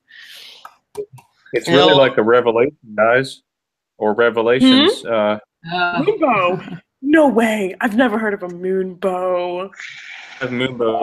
What the fuck is that? Oh my gosh, my language. I'm sorry. That's the first time I've seen that. I've been flipping up too. I know you're got a filthy mouth, man. Here's a double moonbow. Double moon. Wow, that's Maybe this is why people are seeing the rainbow upside down. And I don't know. Is the rainbow? Which way do you remember the rainbow? Is the red on the outside or purple? Oh my gosh, I don't know. I have to look. Oh, I have to look I at don't both know, variations and see. you know what? It was heavier on the bottom. Like the red was heavier to me. And I remember, yeah. Oh gosh. That's a moonbow. Just Look what? at that. No, I feel like I will say this. for me it was red on the top. I think. I have seen this. I have seen like a white sphere. It's like a circle around the moon. Have you guys ever seen that? Typically, Yeah. They like, That I rain- think they call it a fairy ring, no, huh? Whoa. That's but totally not a moonbow. Like it didn't Not a come down colored to the rainbow. horizon like that. I have not seen that. No. Circle. Wow. round Oh, moon. yeah. The science behind moonbows. So that's something new to me. Moonbow. I wanted to bring something about Pink Floyd, because there is something with the moon with Pink Floyd. And their triangle. Yes, the ray of light that goes into the prism is different to me. And you guys help me Wow. out here. Oh I think yeah, I do think that's different. I'll I haven't notice seen that. this. I like these guys. I think I do. I don't know about it anymore. Look at the ray of light that goes into the prism. Do you remember that ray of light being thicker, maybe? No. Was it always that thin? No. It was this triangle. It looks the Wow. rainbow. The rainbow wasn't that thick. yeah, it looks off. I don't know. Yeah, how. Oh no, it's hurt dang my it, I can't. What, you know, do you ever notice that sometimes you know what's wrong, but you can't remember what's right? Exactly. And there's like a, yeah. like my brain feels like it's burning or something. Why? Oh my God, like the Bernstein Bears, dude, it's Bernstein for me. And I was going along like, yeah, Bernstein, that's what it was. And I couldn't convince myself. And finally it was on some CERN, you know, like, I don't know, like some slave inside a CERN released some whistleblower thing. And it said Bernstein, and in a second it did. I remembered everything, you know, like how I would go into the Bernstein Bears up at Cedar Point and stuff. So I don't know, it was weird. You know what? My highly functioning autistic friend told me that she taught herself how to read, and she remembers each letter of the Berenstain Bears, like the title of that book. She said really stuck out to her because she had to teach herself how to pronounce the E and the I together. And like, and she's like, that definitely changed for me. Like, I don't think she sees a lot of the other effects yet, but she was adamant about the Berenstain Bears like totally changing for her. And that's, I'm like, good. I mean, it's so clear that one is obviously changed, but it's like, it's still this whole phenomenon continues to gaslight us all, you know, just continuously make us doubt everything, even though we know, you know. Yeah. No. I want to bring up something here, guys, real quick because we talked about rainbows and moonbows and things like that. We're talking about Skittles here. How many people remember Skittle in the red pack? Oh yeah, Skittles in do. the red bag. Yeah. Yeah, well now it's strawberry. It's always been strawberry from the beginning. Wow. What? There was a document. Let's see. They did swap out the green apple with lime. Swap green apple with lime. So I think it was lime and it went to green apple. But that's documented. But the red Skittle is not documented. It's strange that it's strawberry now. Wow. Weird. You used to have to buy the purple pack. I remember you had to buy the purple pack of Skittles to get the strawberry. Oh, that's weird. What was the red one before then? Just apple or like? It was the red was supposed to be cherry, and now it's strawberry. Cherry. Right. Oh, weird. I remember that. You remember that? I don't know. I don't know. I guess I'm weird when I don't know how why do they pick these changes that they pick? You know, like, I want some more obvious ones. Biggs, what about M&Ms? Help me out with M&Ms. You know M&Ms pretty well. Oh gosh, I think so. Because the original M&Ms, brown, dark brown. Then we had red, orange, yellow, green. Now, or ever since 1995, they took the light brown one out and substituted it for a blue one. A blue M&M since 1995. Oh, it's at the shop. Are you there? Oh. Oh no, How about you guys? Do you remember a blue M&M since 1995? Wow. Anyone? I don't know, but I saw caffeine Skittles, and I've never seen such a thing. Yeah, caffeine.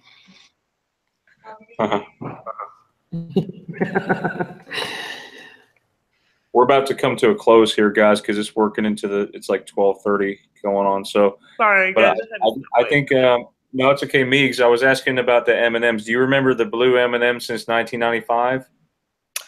Oh, blue M&Ms. Oh gosh, let me think. Oh,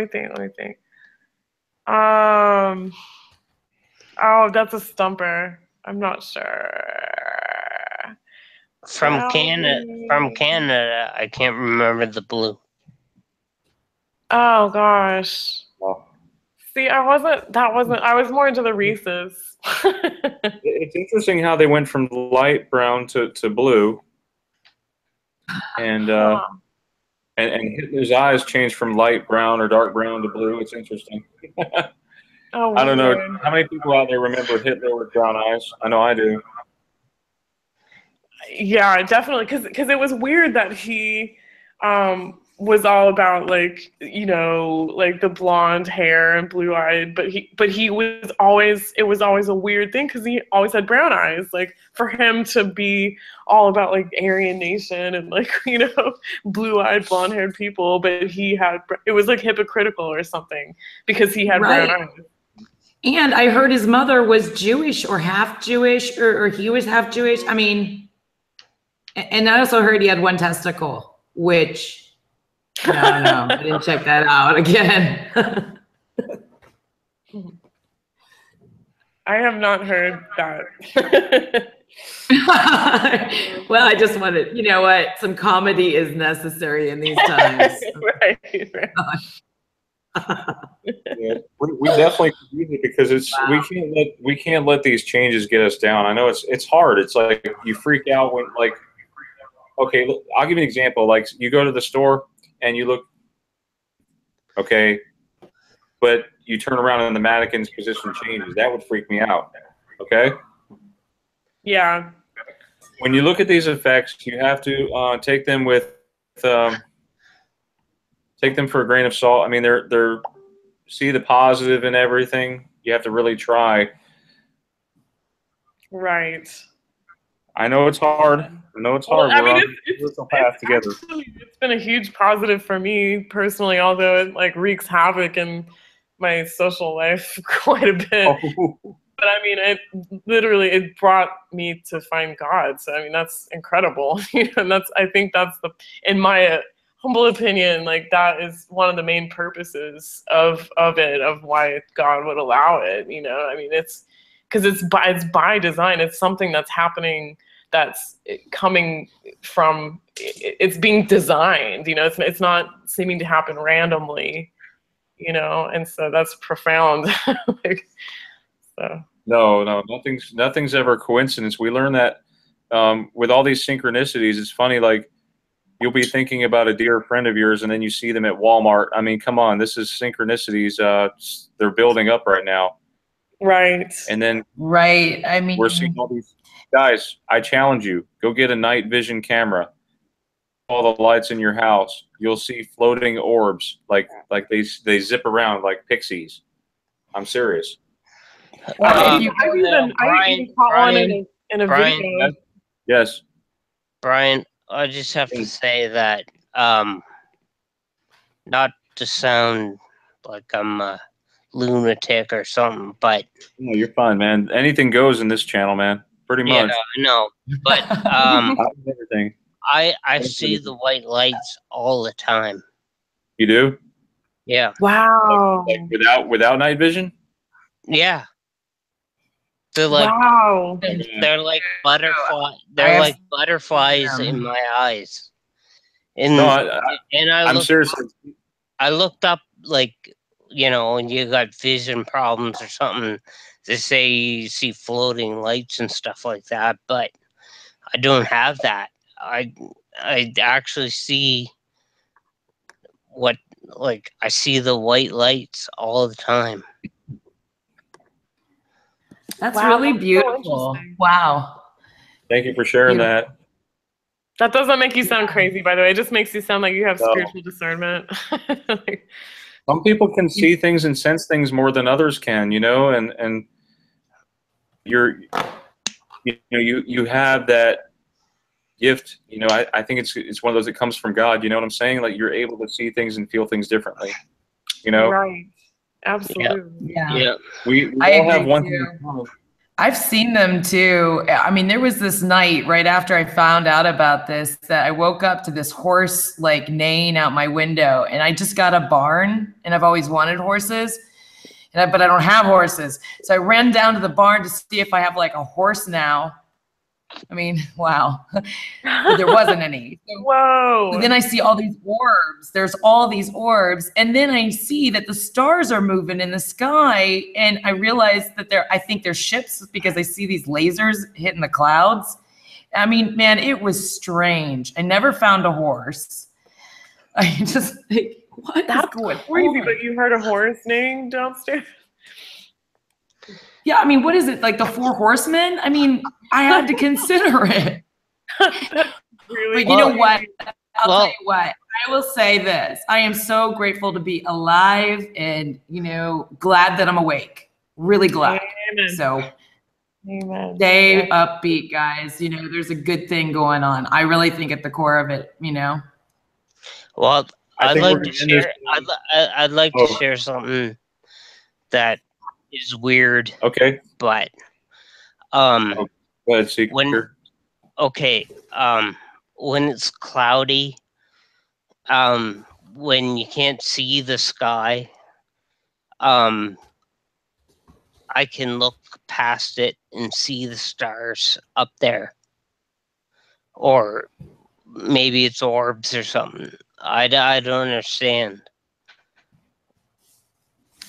Yeah, I don't know. I see all kinds of weird stuff in the sky, but I'm not making any decisions as to what it all means, So yeah, there's a it's lot of interesting. different paths to take. It's Yeah. really, I just recommend, like praying for truth every day, like asking out loud to be shown truth. Just even saying those words, I think has real power. And for me, it's been shown to me that our Creator's listening to us, like very, very much so. Yeah. So. There was one thing that Mike Dampier wanted to share. Guys, it's called The Life and Hard Times of Guy Terrifico, and this may deal with what's going on right now. So let me. Brian, your face is still cracking me up. Oh, it's an American flag. Okay, I see it now. Yeah. You see it now with the red next to the blue? Oh my God. The way it's supposed to. I don't know. It still breaks my heart that it's changed. And have you seen my tattoo? No. All right, hold on. I'll share it with you. Go for it, Brian. Did you get an American flag tattoo? I had it before the Hey, effects. Party Puppy. I have seen the changing color in the stars, especially Venus, and right before the sunrise. Okay, there it is. Hold on, let me hold position. Oh, there we go. You see the blue flag, Oh, wow. and the red right there in the Superman emblem. Oh, my goodness. No kidding. Brian, how did you get that tattoo for me? Damn you. That was the tattoo I'm gonna get. Oh, really? You got it before me. Or the Superman? The Superman. Oh, Really? okay. Yeah, that's my tattoo I'm gonna get. Because we're all aliens in a different world. On our own world. Is that so? I mean, when I heard that kryptonite was a real thing, I about lost it. Wait a I minute. laughed so hard. Kryptonite is a real. It's a real thing now. No way. Yes. No way. That's so silly. That's so silly. Oh my gosh. Yeah, What? and then like, I know. was Oh my god. the Wait. Californium and Einsteinium. Yeah, those are new. Okay. Wait, I'm only seeing on Wikipedia. It's fictional. That's weird. Whoa. It's on the periodic table, man. I had to look it up a lot. I couldn't believe it. I was like, no way. Whoa. Wait. In the modern age, it is established that Real kryptonite could also affect non-kryptonite. It might have flipped back. I wouldn't be surprised. I'm not seeing it. Weird. I'll have to check into that. But yeah, Einsteinium and Californium definitely not ever. Never, ever, ever, ever. Right? That's I mean, so the one sounds like a Red Hot Chili Peppers song or something, right? Well, yeah, exactly. And we would have been making fun of those names because that sounds silly. You know, like people in science class would have just been like, no. Like, that's ridiculous. Where is it at? Where is it at on the periodic table? What element number? Oh God, I don't know offhand. I mean, Say the atomic a good number. site for it. Yeah, I mean that's. 99. I mean, I wasn't prepared to discuss kryptonite tonight. I'm sorry. No. It's like yes. me going to Comic-Con with Wolverine Antonium claws. Like, you know, it's like Brian would do, you know. He likes that. Brian, you can just search for it on there. You just go in there, search. You could probably find it. Wait, what am I searching for on the periodic Oh, if table? you Or went backwards to the last site, you can type in kryptonite, and it's on. I looked at it on that site in particular. Actually, it looks familiar. I'll just hit the It's back funny. button a couple times? Yeah, and if you go up to the right and you type in kryptonite, you know, it'll come up. It's funny. Pages or I mean, that was a scientific site that had a periodical table on it. So anyway, yeah, it's a trip. I looked at it, but if it flips back, I wouldn't be surprised. sounds Yeah, like whatever. that down song. I know. I kept thinking that too. It's weird you said that. Off, Mike, off topic, Brian. How was Thor Ragnarok? oh man, Was it it was good? good. It was really good. I'm gonna go see it tomorrow. What was? Oh, Thor Ragnarok. Yeah. You guys have to see Thor Ragnarok. Some really great fight scenes in there, like some of the best I've seen from Marvel. Yeah. Ooh. I heard didn't it's really see any like good a ones. slightly comical, like it's got a comical spin to it. Yeah, it looks like it. The last movie I saw was Blade Runner 2, and I totally fell asleep. I fell asleep through it. No, This is the one Blade that's- Runner. The original Blade Runner was good, but it was a sleeper. Yeah, they're just Anyway, the that was a scenes are long and recommendation. drawn out, but I kind of like This that. But, okay, Life and Hard Times of Guy Terrifico. What is this? It's a full movie. This is something that Mike Dampier recommended. It's a funny show. Just check it out if you have. Terrific. interesting. And then there's part 2, of course. But I wanted to end on another patriotic song, Yankee Doodle. And there's some history behind this song. Yankee. This is actually where we get the word dude from. Dude? You know, dude, like, dude, where's my car? You know, Really? it comes from the word doodle. No way. And what it was, you know, stuck a feather in his cap or hat and called it macaroni. There's apparently when it was like a rite of passage back in the day, when serve and they would go to like Italy or something like that, and they would bring back these pasta dishes, right? Yeah. And I know I read it somewhere, but that's why they call them macaroni, because the macaroni were like the younger people that came back with these macaroni dishes. So they kind of it was kind of making fun of them. So anyway, yeah, you can look up the history on it. It's interesting. So who wants to sing this one? Meigs?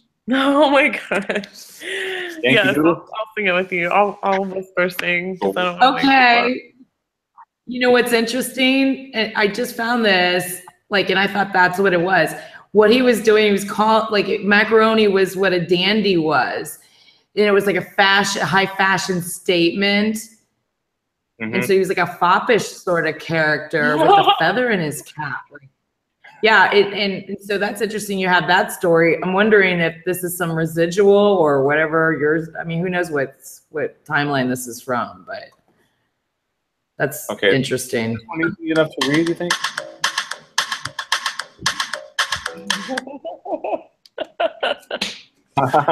Okay, Meigs.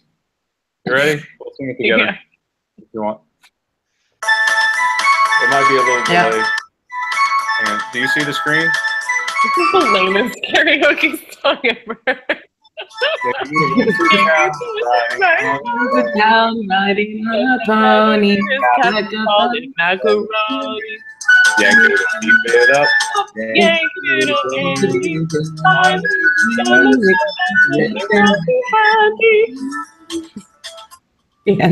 of fast. I don't know. Maybe it's because the time is moving faster. These songs have to be faster now. I don't know. Yeah, it's really fast. Nobody has this memorized. I should not go this fast. All right. Do you want to pick a better one for patriotic for the troops out there? Oh, Rooster by Alice in Chains. That's kind of what? No, I'm just kidding. No, I'm not just kidding. Something patriotic. We could sing. Well, there should be like a song. How about My Country 'Tis of Thee? Of the United States of Yes, yes, that's a good one. My Country 'Tis of Thee. Yeah. There we go. Hope that one didn't change. Pretend America is great. You know what, though? Some of us are. How about that? Yeah. How about the piano instrumental? Especially people who get up and defend the country, you know? Right. I mean, hats off to you guys. Seriously. Totally. My Country 'Tis of Thee with piano, okay? Okay, Canada's gonna. I know. I some of you guys out there from other countries, I know. No. Oh, I'm sorry, Corey. Okay. Oh yeah, sorry about that. Definitely one's here. Okay, ready? 'Tis of thee. Sweet land of liberty, I see. Where my father died, where the pilgrims cry, every mountain slide, like every breathe. Our fathers to the honor of liberty, To be with you. Long may our land be bright with freedom's holy light. Protect us, Lord, great God, our That was King. perfect. Yo, that was perfect because it was kind of like a prayer toward the end. I like that. Yeah, right on. Yes. Cool. Well, guys, everyone knows how to get to Meeg's channel, right? If they don't, I can point you in the right direction. Meeg's I know how to B. get Megs is awesome, and she puts out good videos. And Yeah. Aw, pish tosh. Show her some support. Sub her channel if you haven't already. Thanks, guys. You're welcome. Yeah, I cover mostly Bible changes and He covers general the crazy. Bible changes. Oh, I wish we could have had Georgianne on tonight. I know. I'll try to get her maybe for next week. Her email that she emailed me from, for whatever reason, is saying I couldn't email it back, and it may be because I have to log out and log back in on my email end, so it could be that. So I wasn't able to get through to her this time around. I apologize. Oh, maybe next time. I think she would be awesome to chat with. Yeah. Makes I'm close with Erin, and I was just wondering why she's been I try to get a hold of her, and she's been so, I don't know, not contacting so much. Oh, that stinks. Yeah, I haven't really talked to her too much lately, but I've been watching her videos and stuff, but I hope she's okay. Yeah. I hope she was on Facebook a lot. I know, she used to be on a lot. And I hate to call her, because I think her husband doesn't like us calling her and stuff. And she sounded good in the last chat, though. I think she was talking with Guy Fawkes. She sounded Mandela Bay. Yeah, Joshua Levy mentioned Mandela. I think there may have been a connection with Mandela Bay.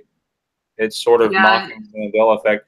Did you guys notice how there was like this storm? It's like they named it after me that hit England, and then there was another one, Storm Rena, and then they showed a picture of Teresa on Google. I don't know what they're putting. No way. Yeah, did you guys see that? Google, it looked exactly like Teresa. Like she was laughing. They gave her hurricane for her pre-birthday. Wait, is it? We never got to the bottom of whether it's her birthday or not, or at least I never got to the bottom of it. Is it her birthday? Hers is 11/12. Oh, okay. Wait, is it tomorrow? 2 days? Okay. I need to wish her happy birthday.